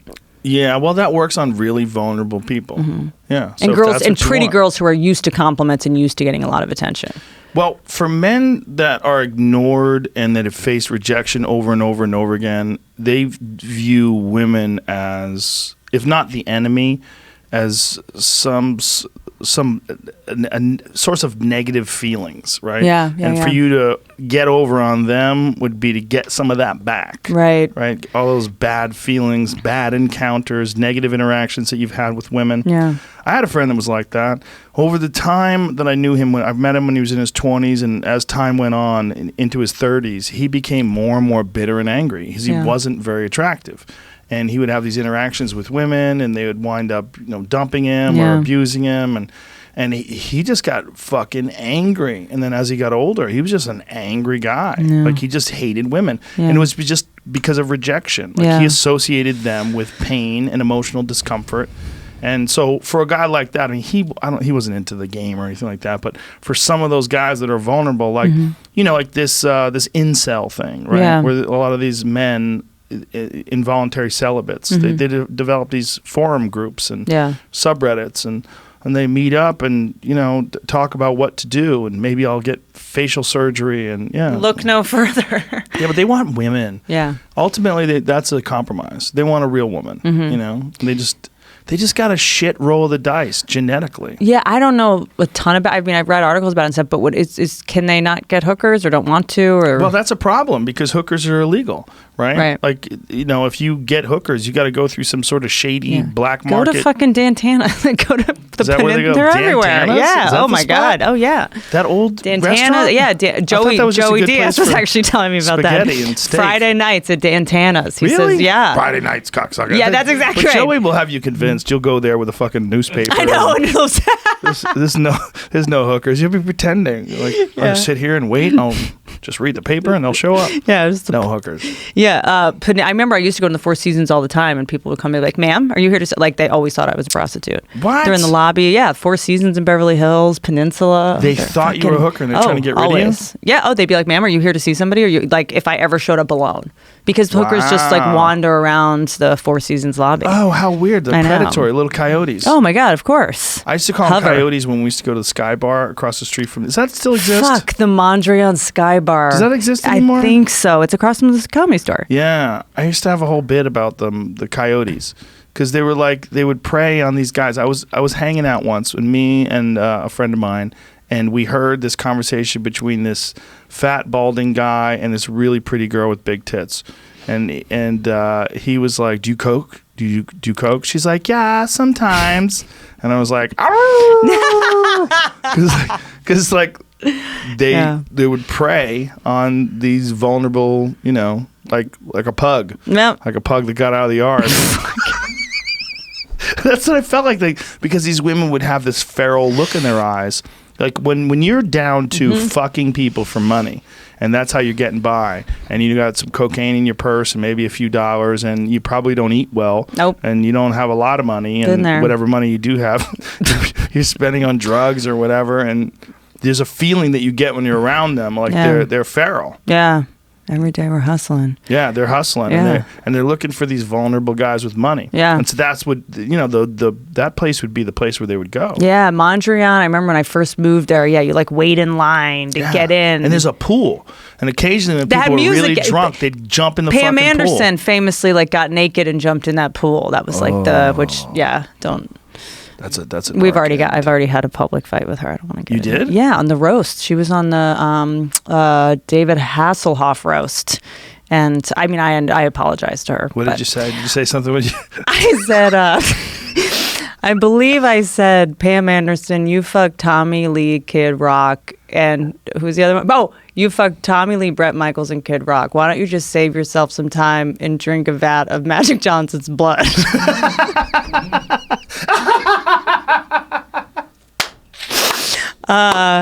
Oh shit! I said a lot of shit about her vagina, and yeah, and she got mad at you? didn't go great. I mean, all this shit. Like, I just got asked to do the next roast, and I was like, I don't even know if you can fucking do roasts anymore. Well, Like, roast battles still exist. They still go hard in the paint on Tuesday night at the Comedy Store. That's right. We just did it. Oh shit, that's tonight. Yeah, we just did it in San Francisco, and it was so fun. But I still found myself being like, know, it's so dangerous. I mean, when we did Joan Rivers, I said, Joan Rivers is so old, her vagina has a separate entrance for black cocks. we used to just be able to say that shit. And today, I would fucking be run out of town. No, you just said it. I did. Fuck. God. And then, I mean, I remember people used to think jokes were funny. People used to have a sense of humor. I mean, even fucking Joan, you know? Yeah. I said... for Joan, her whole career. My opening joke for her was, Joan, I loved you in The Wrestler. She thought it was hilarious. Like, you could... I mean, she had a good sense of humor. The best. Yeah. And she had such a good sense of humor, even during the roast. Her face from plastic surgery was so frozen that, because, you know, every time someone tells a joke, you'll check in to see if the person that's being roasted is laughing to make sure. And she would like kind of, and we would look at her, and like Greg Giraldo was just fucking hammering her, and the audience was nervous. And then she said it. She's like, I'm laughing. I had too much Botox. Like, she had to subtitle her face so that we all knew she was okay. But I did the Brea Improv once with Joey Diaz and Ari Shafir, and we got barbecued in the green room. I mean, just barbecued. We went way too far. And Joan Rivers and her television show, it was when she did a television show with her daughter, it was Fashion on TV. Police? I don't know what show it was. It was a reality show. okay. And we were watching it on the screen, and her face looked like a kabuki mask. Oh. It was just frozen. Did you see the documentary? No. A piece of work? No. It's pretty, you see her, she goes and gets it and talks about it. And Why was she doing that? it's, you know, Didn't make her look better. There's I don't know. I mean, look, I definitely get nervous sometimes. And everyone always like accuse me of doing my shit to my face. I'm like, no, you'll know. I'll look like a fucking moon bounce. Like, Are you worried that you're going to do it eventually? Yes, for sure. Why do people accuse you of it? Because you don't look like you did. Thank you. You have a very thin nose, though. People would worry that you did your nose. It's wild because you'd think I got my nose done, but my nostrils are crooked. I went to a doctor in Beverly Hills because I had sinus problems for the longest time, and he actually said, you know, I can. You have a septic. What is it? Deviated septum. It's like, you have a deviated septum, and I was like, what do you do? Like, he was like, we can get a nose job. Yeah, totally. And I never did it because, but your nose is thin. Thank you. If he did it, what would he do? Make it thinner? Make my nostrils even. They're really asymmetrical, and it's like problematic. And sometimes it's problematic when I do something in television. Sometimes they have to fix my nostrils in post to make them even. But who gives a fuck about your nostrils? It's just distracting. I feel like those things are there just to find out who's really weird. Like if you're really freaking out about someone's asymmetrical nostrils. Yeah. It's just, I mean, the key to most movie stars is they're symmetrical. You know, they're just like, you know, think about it. The most beautiful women in the world have some symmetry. But yeah, it's wild. I mean, I talk about it in my special. I have had surgery on my boobs. I did have boobs done. Holla. Which is kind of, this might interest you. I was learning because I had all kinds of shit, and the way that they make boobs look good is, because I think I heard you talking about the shitty old breast implants. The way they make them good now is that they put you on like a crucifix. Oh, Jesus and they do the Christ. surgery while you're standing up. What? So you're out cold? Yeah, so that they fall well. And oh my God. Really? Oh, that's nuts. So I finally went to a guy that knew how to do that. Woo! Yeah, it's fucking wild. But so I admit what I have, you know, but on my face, it is alarming because it does feel like female comedians, a couple of famous ones that we know when they age, went down that route. I don't know if it's like the same thing that got you into comedy. It's the same thing that made you think you had to do that. You know, I've read a lot of stuff about like childhood sexual abuse. Like when people go really off the grid with their face, that's like a type of dysmorphia. Or a lot of psychologists have said, because I've talked to a therapist whose job is in dysmorphia to advise on whether another surgery should be done by somebody, like if they're getting dysmorphic. And a lot of times it's if you've had childhood sexual abuse, you want to change your face so that it's not, you don't see the person in the mirror that got abused. Like that's the Michael Jackson thing. Yeah. Yeah. It's like a childhood trauma thing. Yeah, the Michael Jackson thing was always that he hated his father and he hated looking at his father in his own face. So when it's that extreme, I try to like not judge because I'm like, oh, there might be some psychological shit that I don't know about. For sure. You know, but it's getting worse and worse with this Instagram shit because kids are growing. I mean, it used to be like we had acne and we'd go to school with acne, you know, but now it's like you're projecting this flawless, perfect face and then you have to show up to school with fucking acne the next day. Like, it's like people want their face to actually look like an Instagram filter, which is bananas. Photoshopped. It doesn't, but again, it's a test to see who's fucked up. Like, who wants that? Not girl. Who wants that as far as guy? Like, what guy wants that? I'm so confounded by what I'm seeing. But like, also, you just want to look like everybody else when you're young. Well, the weird thing is women wanting to be super skinny. That's a weird one. I feel like that's always been around, no? Well, it's a model skinny thing. It's because it's not attractive to men. Yeah. Like men like asses. I mean, everyone's different, right? But I like girls with meat. Well, because that also translates to fertility. I mean, it's like we want someone that looks fertile and, you know. Healthy. Yeah. I want a girl who can carry a couch with me. For real. That's really endearing. I want a girl who can pick up the end of the couch. Come on, let's move it over here. Like, I don't expect you to pick up the whole couch. But you want to move someone that fucking end of the couch. Yeah, pull your weight. It's going to be harder for you than me, but we don't have to carry it that far. I don't know this trend of super skinny because it doesn't really make sense on like a primordial level why you would want that. It's a model thing because for clothes, they want a girl to be a clothes hanger. Yeah, that's right. They want a skinny girl that just looks good, sashaying down the runway with her bag of bones. Which I was reading, like, and I actually did like a whole like paper on this when I was in college about actually the reason that fashion had, you know, such tiny models is because there was a shortage on fabric during World War II. So they just started making dresses smaller and then models skinnier. Like it wasn't, it wasn't even really something that we wanted. It's just, I always assumed it was gay dudes. I'm sure that. Gay dudes are into twinks. No. So they, can you say twinks without getting arrested?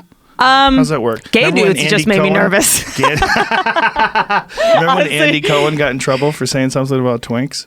So if you're, this is the whole thing. I can't. So it's just like fucking hell. Outrage. It's addicted. Outrage. Here's what did help me though. Someone was saying, I read, and I think this was on your podcast, 2% of all people on Twitter make 80% of the comments. Yes. So it's on us for amplifying that 2%. That's real. It's not that many fucking people. It just feels big. It's not the world. You go out in the world and you would think that it's going to be just knife fights and fucking Antifa No one everywhere. gives a shit. Bottling people. When I went on tour after the Roseanne thing, everyone was like, what happened to Roseanne? That was so funny. I was like, you didn't hear? Half the people didn't even know about it. No, most people didn't know about it. And then I was on tour, and this is, I mean, there's some stuff in the special that I'm sure like blogs are going to come at me for, but I was going around talking about all the stuff happening in the news and sexual harassment stuff and getting your ass grabbed at work. And one time I was in Houston and this woman just yelled out, I was like, a guy that grabs you on the ass. She went, take the compliment and move on.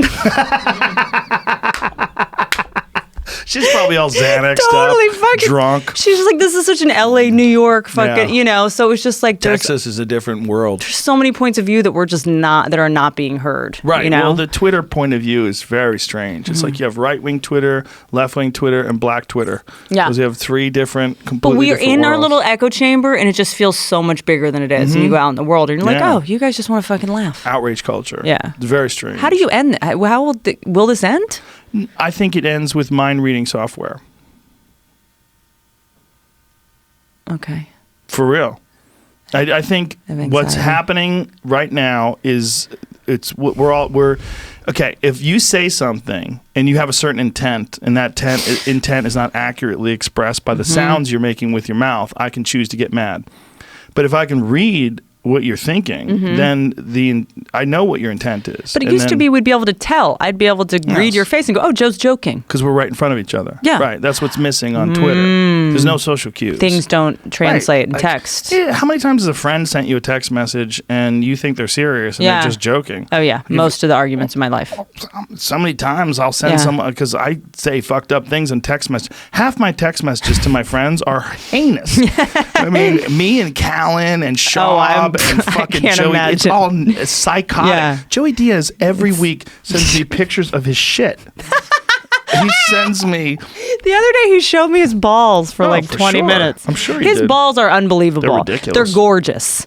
They look like Kim Kardashian's, but They're very rare. What is it? Is that just are they fake? Like, you know how This pimples? is Joey Diaz. This is. Let me see. Look at that gigantic log of shit. That looks like a fucking snake. No, that's just no. I've seen those in real life. He would leave them in the toilet for me. This isn't healthy. I would go into the. This is not fucking healthy. Whoever associated Joey Diaz with healthy. First of all, notice that it's not even in the water. It's on the beach next to the water. It gives me the fucking willies. Because he's kind of big and he doesn't really fit on the toilet correctly. I don't understand why this doesn't break off. Why doesn't his sphincter cut it? Because he holds it in for a while. I think his sphincter, the calamari of his sphincter is loose. I think when he lets it loose, it's just like a log jam that just got released. like they opened up a dam on the river and it just whoa. I have fucking nightmares. Yeah, it's a giant piece of shit. So he'll send me pictures of his shit. I just held her hand by accident. Yeah, well, you want like I needed some "Oh my emotional God, comfort. sister. What are we doing, sister? Thank God he's alive, because he's one of those guys that just like whatever outrage. One of the things that I used to love about going on the road with him, which is it's tragically he's too successful. Joey Diaz is famous now, so I can't really take him on the road with me as much anymore because he's always booked. But the beautiful thing was, but he will be working with me tonight at the Comedy Store. Okay. The beautiful thing was when I take him on the road, he would open everybody up like so hard. They're like, all the taboos are out the window by the time I go on stage. Yeah. That's such a fucking great, smart choice to put in before you. People were like, he's so funny. Why would you want to follow him? I'm like, well, I think that's in your head because I think if you're funny, you're funny. Yes. I mean, he's definitely funnier than me. He's funnier than everybody that's ever lived. But he's also... The building shakes when Joey's on stage. He's a monster.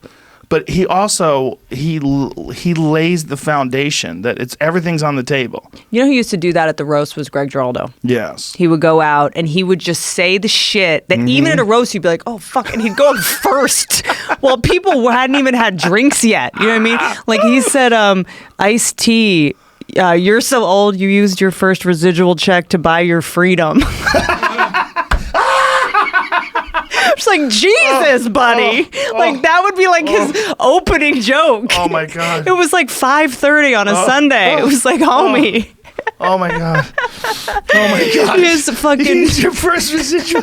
Oh my God. Like, he would just come so hard, and the audience wouldn't even know what to do. But that's something he was so fucking unbelievable at. Greg and I were on TV at the same time, and we were right next to each other on the lot at Gower, Sunset and Gower. Yeah.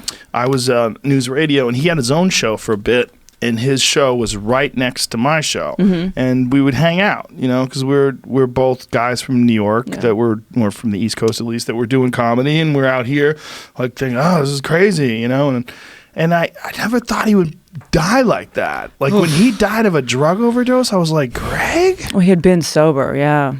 What happened? He went to a party and someone gave him some shit, and I mean, it's so tricky when I get worried. I'm like a fucking mom about the shit. What my guy, you know, anyone goes on the road and you're getting shit. You don't know how strong it is. You're getting it from random people. I think he had been sober and his tolerance was low and just tried to go back to what had.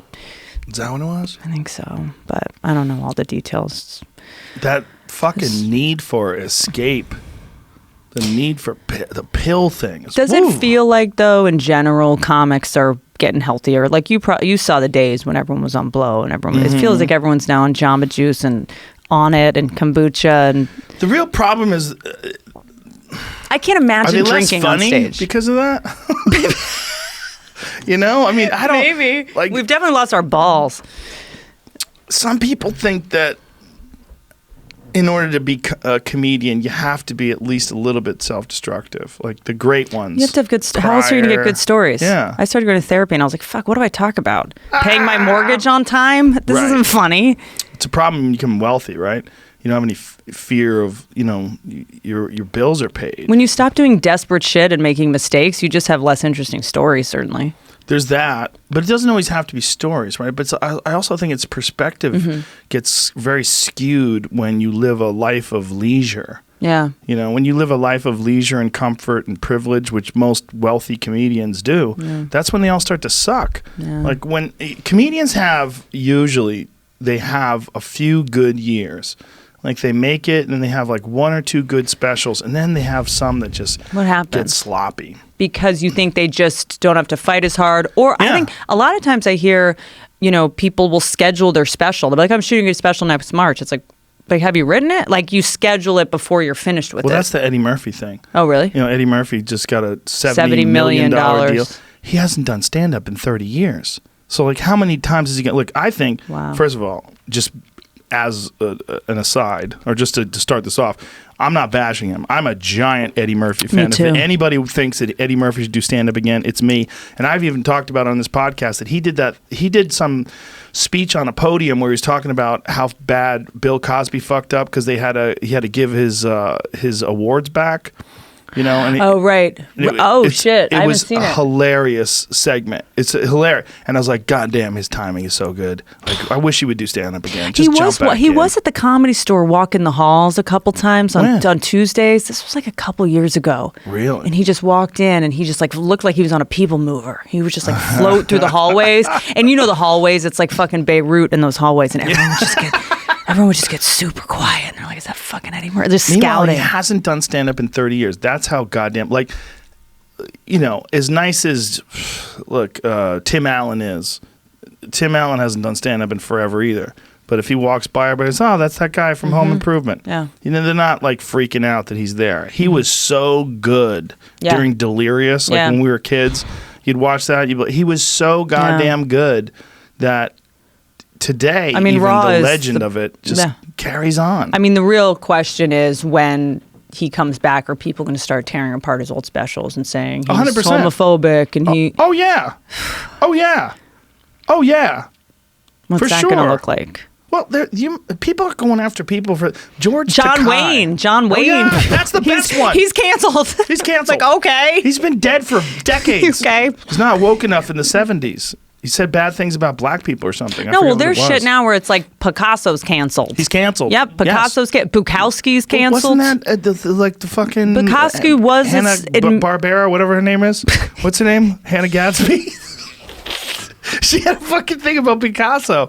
Like, hey, babe, you got to let that go. That was a long time ago. And he admitted, I mean, it's like, that's the other thing. It's all these people who put their mental illness and struggles on a they would probably agree with us for that sure. they were fucked up. For sure. You know? Yeah. Like Van Gogh was shitty to his subjects. It's like, Yes. I mean, you see it in his work, you know? There's people that want to forgive people, though, for things like, remember when there was a lot of Roman Polanski apologists?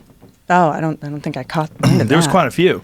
Yeah, I mean, Wait, in Hollywood? yes, like legitimate actors and actresses that were saying, you know, it's time to let it go and leave. He's an amazing artist. And it was, He fucking raped a 13-year-old. I'm good. Rosemary's Baby's a fucking Yeah. great movie, but I think he's done it. It's a wrap. But there are people like, you know, Stanley Kubrick, who is Yes. arguably my favorite. One you of the know? greatest geniuses ever in filmmaking. Which, by the way, I was reading that the guy that directed Ex Machina kind of loosely based the guy on Stanley Kubrick. Oh, wow. Did you ever see? And then as soon as I thought about that, I was like, oh yeah, totally. Alex Garland, I think is the guy's Yes. name that wrote it. I thought that was Wow. interesting. But have you ever seen like the videos of Kubrick directing Shelley Long and all the stories about how he terrorized her throughout the production to get her into I mean, he didn't want her to sleep.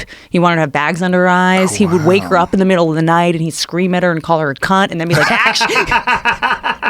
And then he'd be like, action. And then she'd be like, fuck. Like, it was, her performance is unbelievable. And Wow. and it's like, was terrorized. Today, that would be a hostile And work she environment. went from that to being Olive Oil in the Popeye movie with Robin Williams, and then she just quit. Yeah, I mean, I mean, I don't She's know if a she fire quit, agent. but she was so good in The Shining, and then she didn't do a does lot of emotional other abuse movies. make great art? I don't know. I'm not. You know, the same thing happened with Ricky Schroeder in The Champ. Oh, John Voight was like really shitty with him. He was a little kid. He was Yeah. like 6, 7 years old. Yeah. He was really shitty and mean to him before the scene. So Yeah. he would start crying. Yeah, I mean, there's a director who there was an explosion in a movie, and the actor, you know, it's a fake explosion, and you're going and then one take, he was like, just make it a real, just don't tell him. And the fucking take was amazing, and the actor got all pissed off. But the fucking work, you know, you get to get credit for that. So it is this tricky thing. Like I did a show called Adam Ruins Everything. You know that show? He's just a smart dude, and he just asked me to do a little guest spot, and I had to play a flight attendant in the 50s who was getting sexually harassed. Like that was the scene, Right. And because that's what I guess airlines used to do. That they would sort of pimp out their flight attendants. If you were engaged, you weren't allowed to wear your ring. You had to Really? flirt. Yeah, it was like the episode's really Well, interesting. they were supposed to be really hot, right? That was the whole thing about you had flight to be a attendants. certain size, and you had to be young, and then you had to kind of like. Boy, did they let that go. It was kind of a.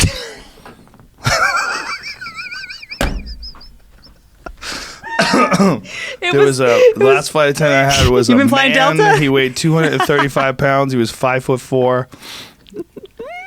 Nice guy though. But it was like a dating service back then, Right. basically. And Adam did the whole thing on it. And I was in there, and it felt very much, everyone was like, okay, whatever you feel comfortable with. And it was like, no, we have to make this feel uncomfortable, you know? Like, don't worry about my feelings right now. Right. You know, it's like, you know, so there is just this conversation about like a no hostile work environment, and everyone needs to feel emotionally safe. Like, Well, could you make get The to that Shining today? place? Yeah. Well, can you get to that place without being harassed if you're a really good actress? Like if you're really crazy? of course, but I just, you know, you still have to do it, you know, You go kinda- for it.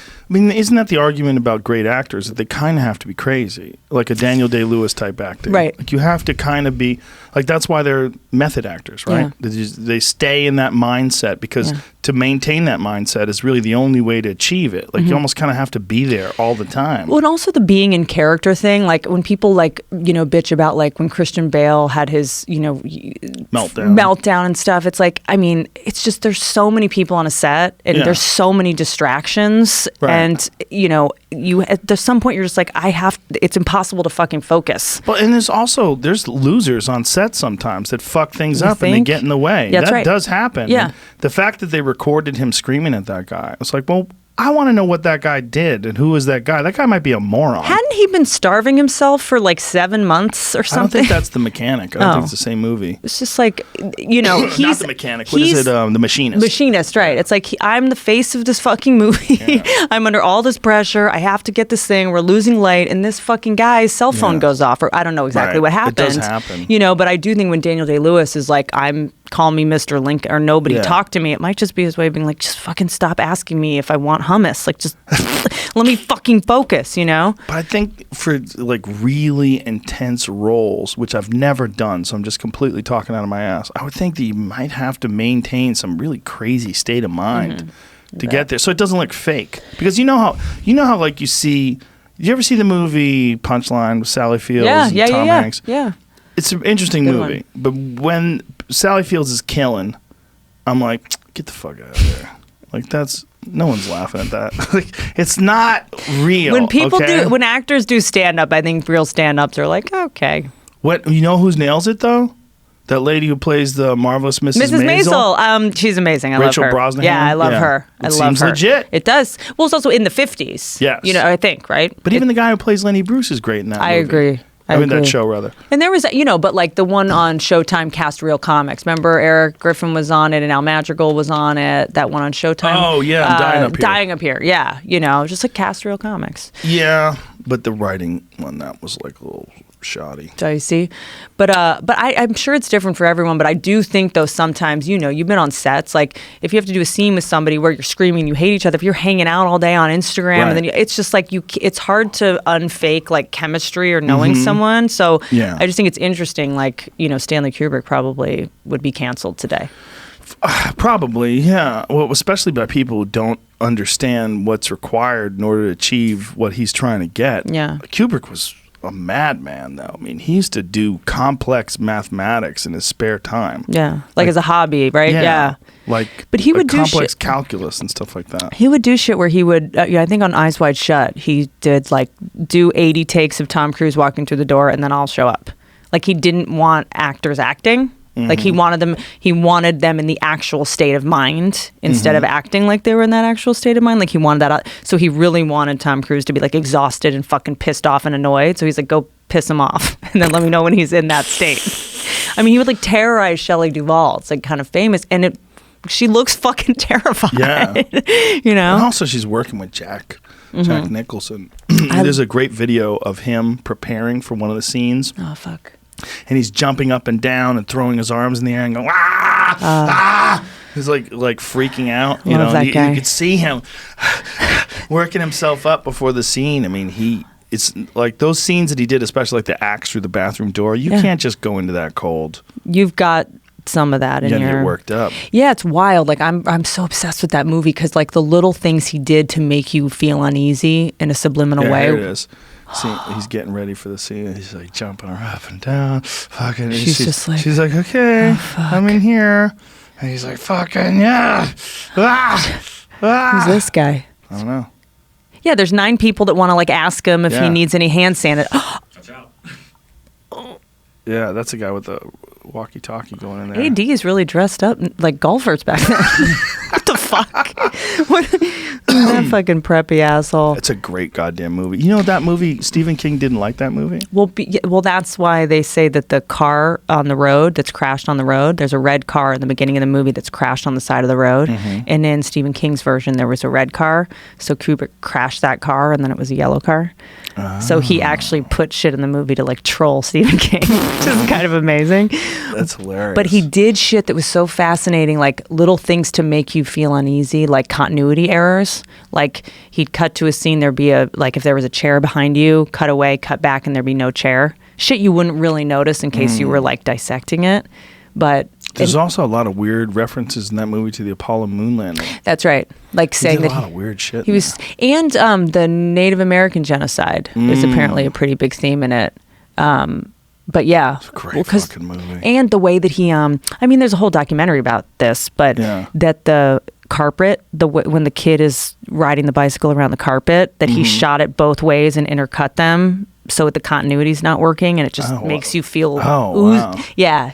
He's fucking... There's a great documentary about the guy who followed Kubrick around. He was like his assistant. He was an actor, and he was acting in something that Kubrick did, and Kubrick wound up hiring him as an assistant, and then he just did all Kubrick's movies and hung out with him all the time. It's really strange. Is he still alive? Yeah. Should get him on. The documentary is really good. What is it? that. Do you know what it is? It's not the Room 236 one. What is it? The Lost Tapes? Yeah, I think it's on Is that it? Netflix, I believe, right? No. I thought I saw something on It's Netflix the about guy who hung around with Stanley Kubrick. Oh, It's cool. about him. I think it's The Film Life in Worker. Pictures, maybe? Is that it? Oh, Maybe that's it. A Life in Pictures, 2001. No, I don't think so. Just Google the guy who There you worked. go. Film Worker. That's yeah. it. Film Worker. Right. I don't So see that. this guy just sort of realized somewhere along the line, like, oh man, I'll never be able to make a fucking movie. Like, I'll never be able to do what he's doing. So I'm just going to start working with him. So he's his personal assistant. He started out as an actor, and he just worked with Kubrick through all of his movies. How wild. Yeah. I mean, somehow or another, they just clicked together, so he wound up working for him. So it's like you probably don't know the name Leon Vitali. Scroll down, please. Stop. right. You don't know the name Leon Vitali, but the upcoming documentary Film Worker hopes to change that forever. Yeah. British actor, yeah. He was Handpicked by handpicked. Stanley Kubrick to play the role of Lord Bullingdon in Barry Lyndon. Yeah. It's interesting because this guy sort of devoted his life To like, to work with Kubrick. it's interesting. Like, and that was also back in the day. I think Kubrick would do like a movie every like 5 years or something. It's like that's back when Yeah. you made a movie when it was ready. Now Yeah. everyone's like, movie every 8 months, a new. Well, you know the Apocalypse Now story, right? No. The movie took forever. Oh, right, yeah. The movie took like 7 Didn't- fucking years to make. Did Oliver Stone write that?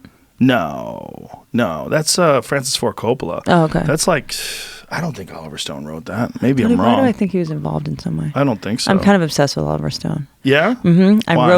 wrote my honors thesis in college about so fucking dorky, the postmodern implications of the movie JFK.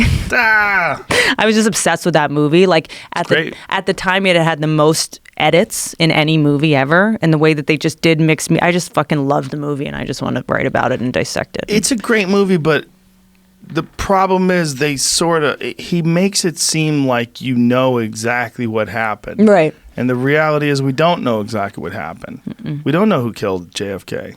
It was very likely that it wasn't Lee Harvey Oswald, though. Yeah. And if Lee Harvey Oswald did take a shot, he didn't take the only shots. Right. There was other people shooting at him. Right. It's just it was just so fucking blew my mind the way that he makes movies. Well, I don't think we can even grasp the idea that someone shot the fucking president on TV. I can't. Well, it actually wasn't on TV. What I'm would we sorry. do? I mean, did you ever, what was the story about the guy who shot himself in the mouth? Oh, yeah. That's that 80 song, Hey Man, Nice Shot. Yeah. Is that what that's He was named a after? judge. Yeah, that's about. And he was about to go to jail, and he had a press conference at his house, and then he blew his head off? Mm-hmm. Yeah, he pulled out a .44 Magnum and stuck it in his mouth. Was that in Bud Pennsylvania? Bud Dwyer. Yeah. Oof. Yeah. Yeah, Pennsylvania. Can you imagine? So that's on Faces I'm of not Death, putting it up. right? I didn't know that was Yeah, about I him. watched that so many times from the 90s. Oh, yeah, I man. could see it in my head right now. So it was I play on, back and they in my just head. couldn't cut it because it was live television? Imagine Well, so. he gave a press conference and just put a gun in his mouth and blew the top of his head off.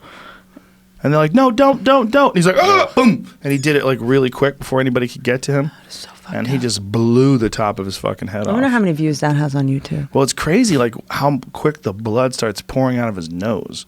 That was one of the weird things. Like, oh, that's what happens. Just Yeah, it was pours like out of so his much nose. here. I mean, it Like, makes sense, I guess. Yeah, for sure. It's also just to be able to be that composed about it. Yeah, he probably wasn't healthy. No. but And I think he was going to be innocent. Also.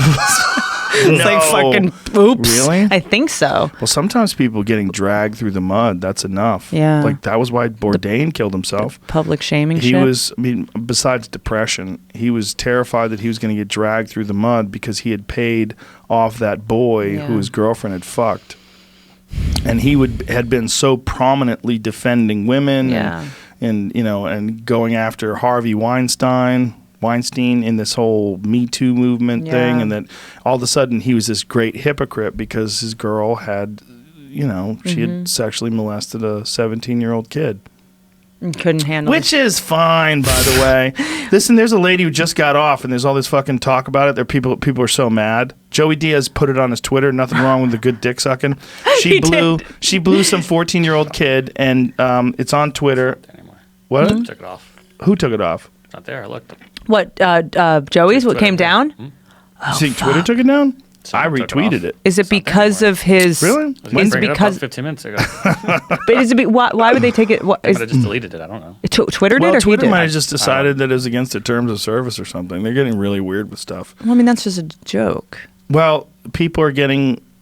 So does that mean people snitched? Because there's not an algorithm or like a spider program looking for that. I don't know. People must have complained then. I don't know. I'm looking for it right now. I don't see it on my Twitter. So, fuck. That means it was taken down if it was He might have taken just down. deleted it. But he can still retweet something if it's deleted, right? That goes away then. No, it's right here, dude. It's right here.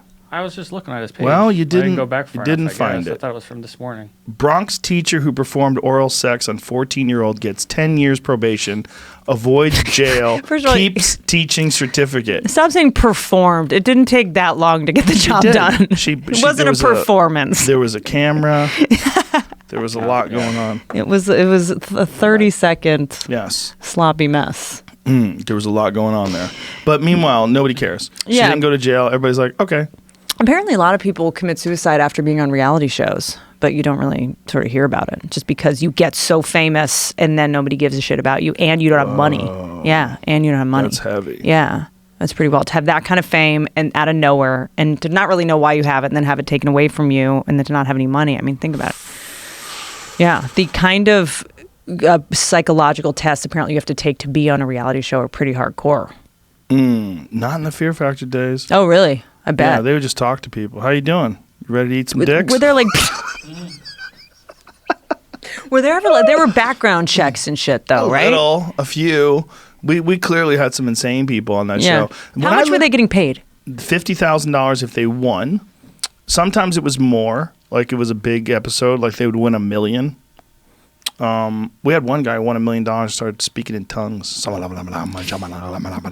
He was like super religious, and he was going to give all the money to, like, he was going to tithe 10% of his money. It was like $100,000.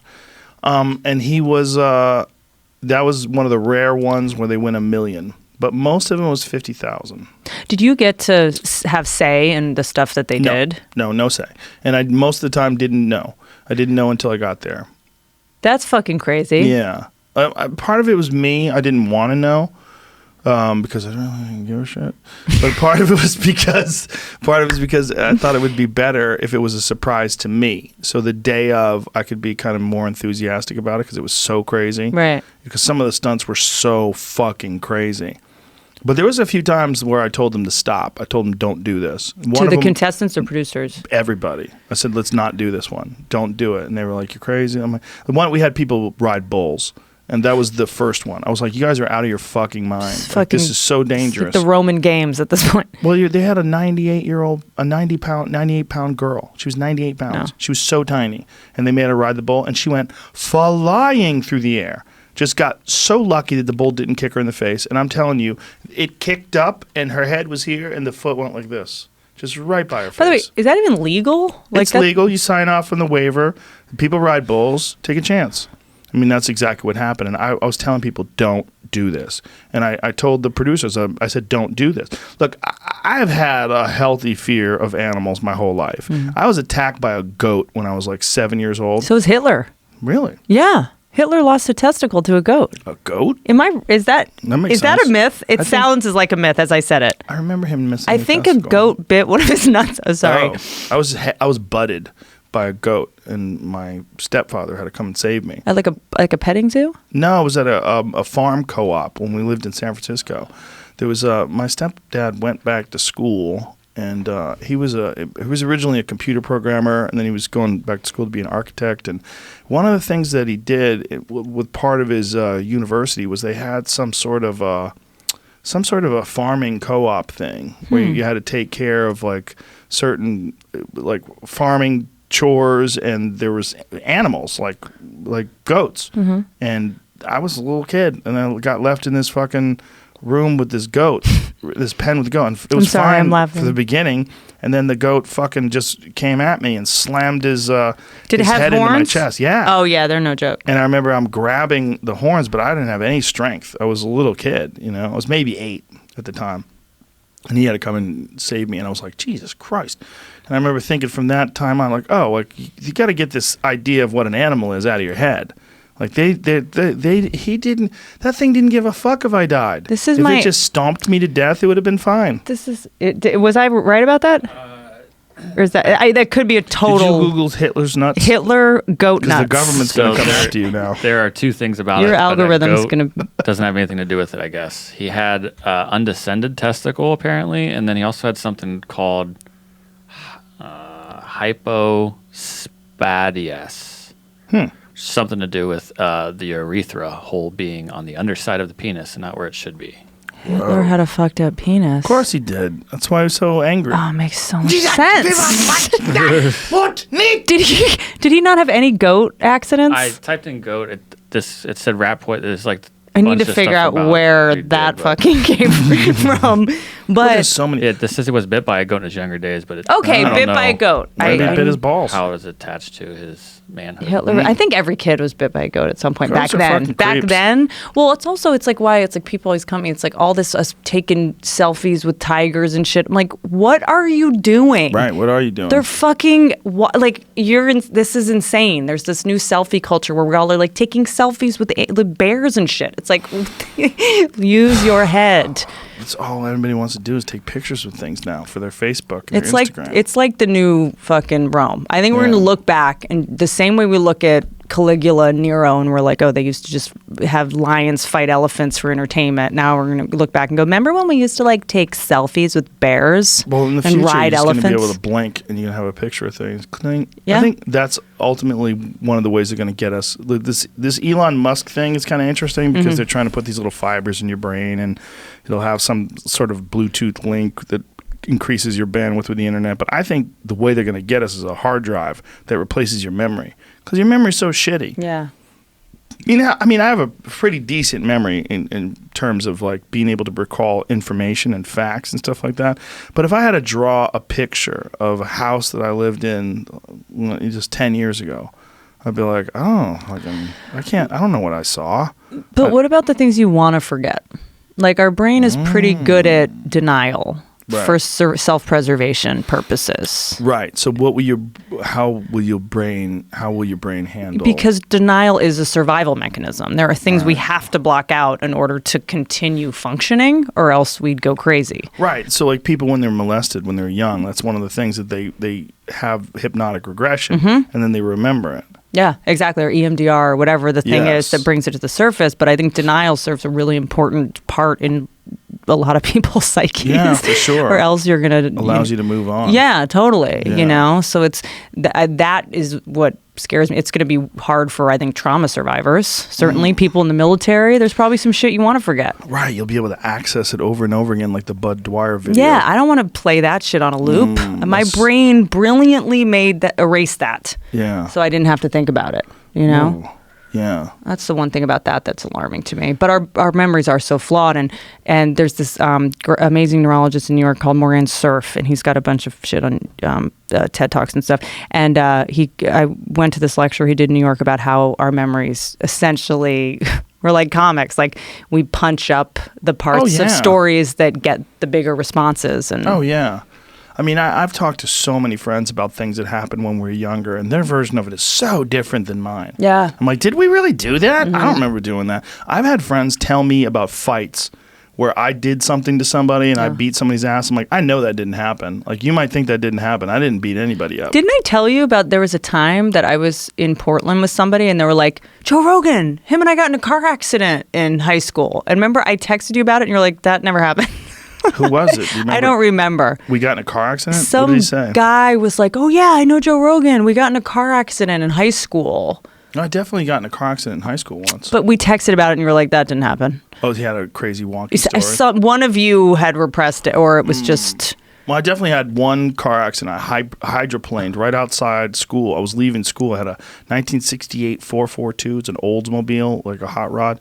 And those cars, like old cars, when you hit water, they would just hydroplane. And I fucking slammed into a tree or a telephone pole. Jesus. Smashed the car, fucked it up, but everybody was Does fine. it spin? Yeah, your car, the wheel just goes away, whee, and the car just slides. It's super common with old cars, especially if you don't have good tires. But I had a friend that came up to me, or he told another friend of mine about a fight that we had gotten into, where I kicked somebody or something like that. I was like, that never happened. That never happened. But he probably kept telling the story, inflating it and getting laughs on it or whatever, I got super into terror management theory recently. What's that? It's basically like the guy that Ernest Becker. This is my dad died a couple years ago, and I hadn't really had a lot of death, and I started getting into, and you called it too one time. One day you were like, "You're doing too much shit. Like you're doing too much stuff. Stop doing so much stuff." And I didn't realize, like, when you have death in your, basically terror management theory is, this is something of course, but that because we have a prefrontal cortex and we're basically the only animal that can ponder the future and the past, like we know we're going to die and we can't tolerate that anxiety. It's too stressful for us. So we basically have to keep ourselves busy and do meaningless shit to feel important. We have to win awards. We have to have titles. We have to get things in order to have a sense of immortality, right? It's basically just managing the anxiety of knowing that we're rotting every day. It's just dying and could die at any moment. It's just like a false sense of control and longevity. There's a great book called The Worm in the Hole, Solomon. I read this book and it totally blew my mind because I realized so many of my behaviors were just about this fear of death because it had been sort of right in front of me so quickly. And his death was so freak that I had a really hard time coping with the anxiety of death coming so suddenly and so shockingly, and like it fucked me up pretty bad. But I started just making myself busy with super irrelevant shit in order to try to cope with that anxiety. And so I got super into terror management theory. Terror management theory. Terror, like trying to manage the terror, the daily terror that we know we're gonna die. Is that the book? Yeah, The but worm it's at the core. It's I tried something else. It's a less corny cover, the one that I have. But just the same title? TMT, terror management theory. Terror management theory is a little bit controversial, I think, because it also justifies some like supremacy thinking, a lot of I'm better than you, and like cultural superiority stuff. I'd have to, there's a guy named Solomon that did a talk about it, just because you need so badly to feel important that you start to sort of have the delusion that you're better than other people, just because you feel so insignificant, because you know you're going to die. We know we're a speck of dust. We know this is all ephemeral and fleeting, and that we don't matter. So we have to do things to feel like we matter.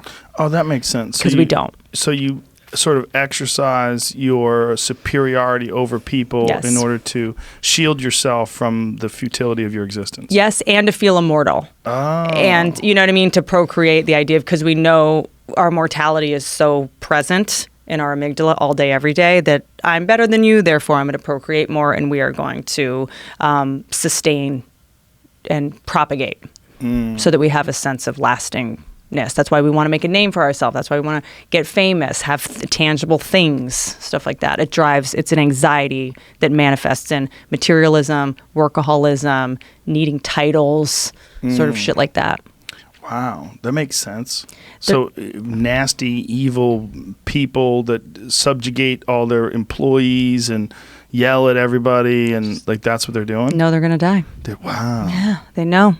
But they're not even, it's so deep in the subconscious, they have no awareness of why they're behaving the way they're behaving. It's wild. They've done these studies where, because I got super into it, because I didn't recognize my behavior. I felt like kind of the zombie. I was like trying to like set up all these TV shows, and I was like writing all these movies, and I was just like, and I was like, this is so weird, because my dad just died. I should know exactly what matters in life, which is none of this shit, achievements or money or any of that. But I was super into like, I got to buy this house, and I need to get, this and this thing and this watch. And I was like, this is so not who I am. But it was me trying to cope sort of with all of this anxiety about death. But they did all these studies where they showed subjects to video, and subliminal messaging put one frame of just the word death, imperceptible to the actual eye. And afterwards, they showed people pictures of woods or cities and said, where would you rather be? And you would normally go, beautiful woods, nature. And they always pick cities, because you just subconsciously felt more scared and wanted to be in a place that was safer. Shit like that. Cities are safer than the woods? I mean, just the idea of some protection and, lots of folks. civilization. Yeah. Civilization. The woods are scary because on some level know that we're only superficially at the top of the food chain. You know, if we're out in the woods with a bear and there's no guns or cages, we're going to lose. It's like the idea that we just know how vulnerable we are. That's interesting because I would feel like there's some anxiety attached to the overpopulation aspect of cities. For sure. There's got to be some of that, And the right? cars and the noises. Constant noise. We're not designed for that, right? The fight or flight. We're always in fight or flight mode, basically. Do you ever get a chance to go to places where there's no cell phone service and you're in like the legitimate forest? Ari's trying to get me to do the month no cell phone. Ari's a weirdo. Don't listen to that guy. He's crazy. Don't. I'm like, that feels a little extreme, but Yeah. I Well, want to. He's got the I fucking want flip to. phone thing going on. But he's a real junkie. I Like he had a respect that. problem with food. He was eating candy like all day, every day. And I was going, bro, what are you doing? Recently? Like, nah, a few years ago. Oh. Years back. But he was just like, he had a real problem with candy. Mm-hmm. Just like Ari develops these things. And he would get real obsessed with social media. You know, It's and he realized addictive. It's fucking addictive. Yeah. I have an addictive personality. I fucking get it. Yeah. But I'm trying to. I turned the colors off on the phone. Let me see what it looks like. Well, no, I don't have it now because I was fucking posting because my thing came out today. But they say a lot of the reason it's so addictive is all the colors. So you can Right. put it in grayscale, so it's black and white. There's a phone that they just released as an Android phone that's all in grayscale. It's like in that white paper shit that you get like from a Kindle. That's what I need. It's so That's what I it's so need. fucking unappealing. You're just like, fuck this, gross. So I'm trying to do that shit because I think that we're gonna look back at this the way we look at cigarettes in the I film. think so too. No, we're gonna be like, people used to use those. I broke my phone in Hawaii last year, and it was like 3 days to get a new one. I had to order one and get it sent to me from the mainland, and I was on vacation. So and I was bow hunting, so I was just tracking animals all day with no phone. Which ones in Hawaii? Lanai, Oh, cool. I Yeah. mean, what animals? axis deer. Oh, cool. It's a deer that's native to India, and they're overpopulated on Lanai. There's thousands of them. There's 20,000 deer and 3,000 people. You've never seen anything like it. It's Wow. fucking crazy. Wow. And they have to hunt them. It's like one of the places on the planet where there's a real ethical imperative to hunt these animals because there's no predators. So the only way they control their populations is through hunting. That's the only way. And if there's overpopulation, they graze and there's no food for all of them, right? There's plenty of food. It's a tropical island, but the problem is that you run into this real possibility of disease, and it's just not good. But the point being, I was there for a solid 3 days with no phone, and it was this weird feeling of peace. Yeah, fuck. It's like it calmed me down in this weird way. It's like the desire to check. Let me check my email real quick. Let me look at my photos. Which one? I gotta post something on Instagram. I'm gonna check my Twitter. Yeah. See if somebody sent me a direct message. Let me see if anybody sent me any pictures that I want to look at. You like Has that? Joey sent me any of his shits? Joey sent me logs. I think something that is it's like such an obvious solution, but I realize so much of going to the phone is to check time. We have to, it's like the new pocket watch. Right. And then once you go to look at the time, then you see your text message, and you know what you I mean? don't wear a watch? I don't, and I need to. It was just wear. Yeah. I'm going to start to wear a watch, and then also getting a separate camera, because so much of what we do is to take pictures. It's like, I got to take pictures of this, and then I'm on my phone. Do you think you could exist with a flip phone? Woo, big pause. I'm gonna say no. My heart just stopped. Like, what? Wait a second, I'm not going to be able to You get on. can't post on Instagram with a flip phone. No, I'm going to be able to get on What? TikTok. What's TikTok? Do you use TikTok? You don't know about TikTok? Oh, I know about it from my kids. They do the TikTok. I don't thing. know what it is. It's like live streaming dancing, from what I understand. I know it only from Christina's page because she puts on some. Yeah, it started as a music app called Musical.ly. And it changed the name to TikTok. But it's only people Just- dancing. It's a lot of kids. Kids are all over it. Like But you don't want to teenagers. talk or be funny. It's now become what Vine was, but it's- it's still based around music. But wasn't Vine only like 5 seconds? And this is a little bit longer, but there's a lot of songs over the last year that have gotten popular off there, including like Old Town Road, which is the #1 song now. Oh, yeah, wow. It got popular off of there. Off of TikTok. That's how it got popular? Wow. Fuck. Well, it got popular with my kids, for sure. Mm-hmm. My kids knew about that song way before me. They were singing it. You never see that? There's a video of Lil Nas X, whatever his name is, at a school, and he's on stage, and these kids are singing along. It is fucking adorable. They're all singing along to the song. It's really It's such cute. a good song. He's doing one with Dolly Parton, I think. And what was the controversy? They wouldn't let the song be on the country charts. That was the big Yeah. controversy. Racist. That's fucking racist. That's all it is. That is a goddamn country song. And It has not Garth Brooks. that other guy. Cyrus is on Billy it. Ray. Yeah. Yeah. But once they put him on, then they allowed it on the country charts. He wasn't in the original version. So they had to put him on it, and then it made the am country I wrong charts. about that? You are correct. Well, you know, Yeah. but Hootie was a country singer. Yes, but he started out as a regular singer and then came over to country. Yeah. His career kind of fell apart. That was a plot twist. Hootie and the Blowfish went away. Darius Rucker. Yes. Thank you. He's really good. That was fucking- He's got a beautiful voice. Of all the things I remember. And that's his shit. He's into it. But his career was floundering in the other world. Mm-hmm. And then he went into the world of hay and flannel. And they took off. I fucking drive home to a lot of his music. Holla. I don't know why that Hootie and the Blowfish was a legit jam. I wonder why they didn't last, right? They're on tour again right now. Oh. Hootie They and the came back. Blowfish? Yeah, I was going to say, but Aaron Lewis from Stained also is a They're country like- singer. Oh, that he's kind a of huge bounced country the other singer. way. Yeah. Bro, he wears MAGA hats and he's got "Don't Tread on Me" tattooed on his neck. That was like during the I time met where- him. Nice where- guy. Where like all the bands were like like there was like yes. There was a moment Yeah. where that's what all the music sound like. Yeah. And maybe that just went like Train Yes. and yeah. Toad the Wet Sprocket and shit. It was all that yes. like The fucking maybe we what's just got sick of it. the band Pearl Jam. They're all Pearl Jam clones. Best. That's what it is. They Yeah. all the Yeah, totally. yeah. But yeah, I think Can't find a better man. such a good song. Yeah, it's a great song. fucking love that She album. loves him. So good. I mean, that is so crazy when I think about that Jeremy Spoken song. I had no idea. Like, it was so weird when it came out. I had no concept of what it even fucking meant. Yeah. I was listening. It was on Mix the other day, and I was like, God, What was it about? Like, suicide. oh, Didn't that's it? right. Wasn't it about a Yeah. kid that blew his head off in Jeremy Spoken class today? I think he blew his brains out Oh, Jesus. in class. Remember that video was fucking sinister. Wow. It's about suicide. Jesus. Yeah, he used to Christ. make out to a suicide song. Like, I had no idea what it was even about. Ooh, Yeah. There was a lot of really macabre shit going on back then with music. Remember that? Was that Silverchair? Remember that Silverchair How about video? Nirvana Rape Me?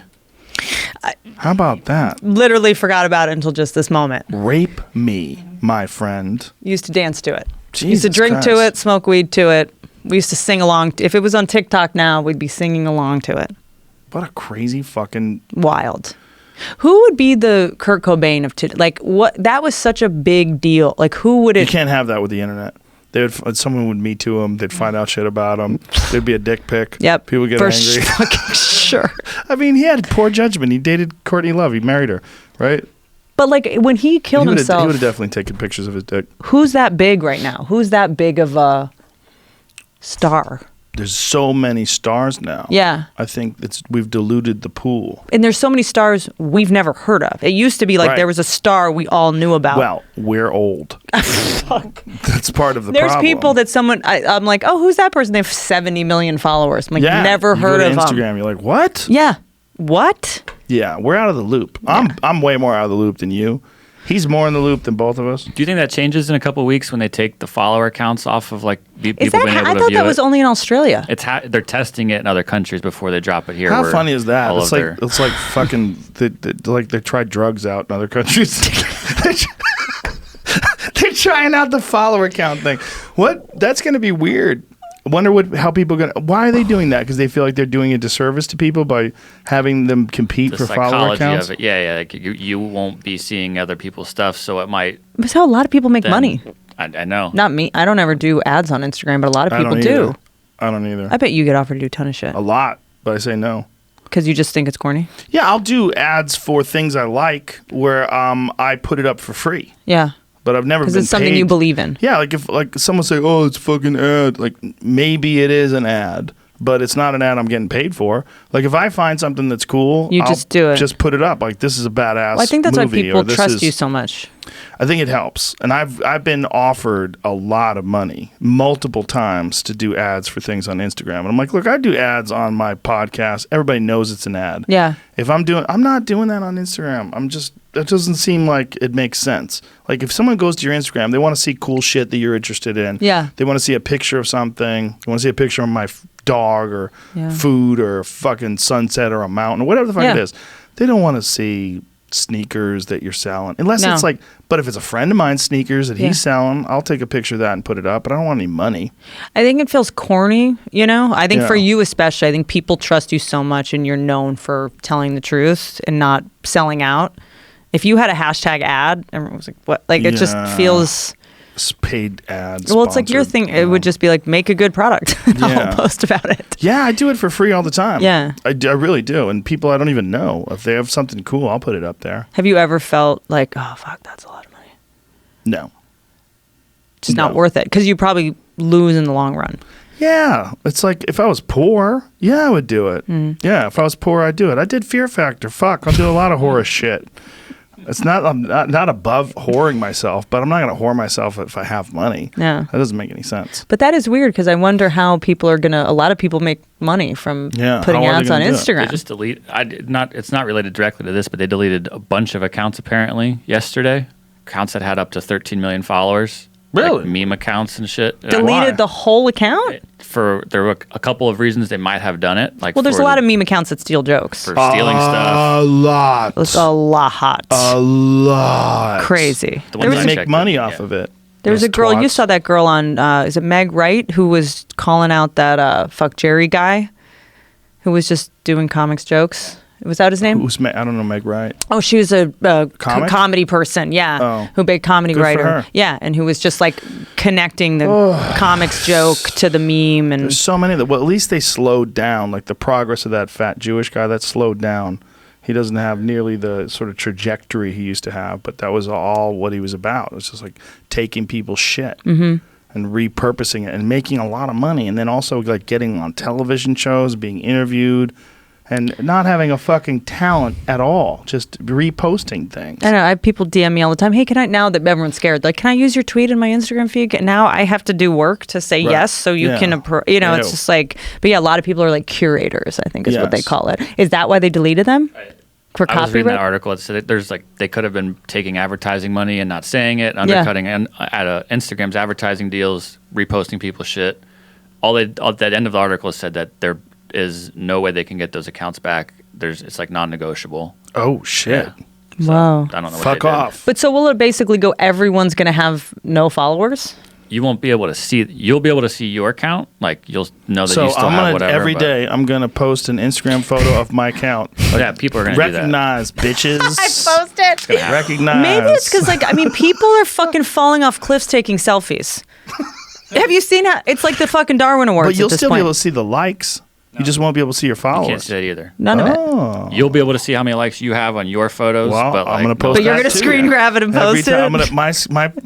What I'll do is I'll post something in the morning, and then 3 times throughout the day, I'll post it to see how many likes I got, so everybody can see. That's for sure going to happen. Such a gangster move. Twitter will be so mad. Instagram will be so mad at you. You fuck bypassing. Like showing your like metrics. Post it on your Twitter account. Yeah. Oh, that's the move. Post it on my Twitter account. Post it on my Facebook because that's a dumpster. My Facebook's a dumpster. I don't even look at it. Yeah. I mean, I just dump things over there. Like, doesn't yours just connect to it? Like it just automatically posts? But it's interesting because it clearly reflects my lack of interaction because like I only have 2 million Facebook followers. Whereas like everything else is way more. Well, that's than the whole engagement thing now. Yeah. So there was this. Social media it's full-time job. So I was talking to a bunch of people to run my social media, and they're like, "Well, you have to engage people to get in the algorithm now. You have to ask. You have to ask a question so that people like you notice that celebrities for a while kept going like, "So what are you doing this weekend?" Like as if I just thought they were dumb. Like, what do you like to cook on, taco night? Like, it was all these, like, insincere questions because they wanted people to answer so they could get into the algorithm. Oh, that makes sense. Yeah. I read one that said, what's your least favorite chore?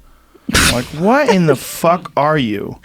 What are you? It's the amount You a robot? If you get If you, Girl. by the way, the shot of this is so funny because she just looks like a dead body. She's done with us. She checked out. She was with us for a while. Now her neck went Oh, limp. fuck, she's off. Oh, because I didn't have her on chat because she kept just stealing my thunder and distracting you. You're back, bitch. There she's back. Good Wake up, hooker. Look over here. Hey. What's up, bitch? I got to end this. I got to be at I the know. Comedy Store in 2 hours. I know, fuck. And I got to go home and hug my kids. You have to go parent. All right. Whitney Cummings, your new Netflix special available right fucking now. Don't worry about following me because Do not followers don't pass matter go. anymore. Followers do not matter. Don't like any of her photos. Fuck, Liking no. doesn't mean anything. All right. Bye, everybody. I'm going to go resuscitate this robot.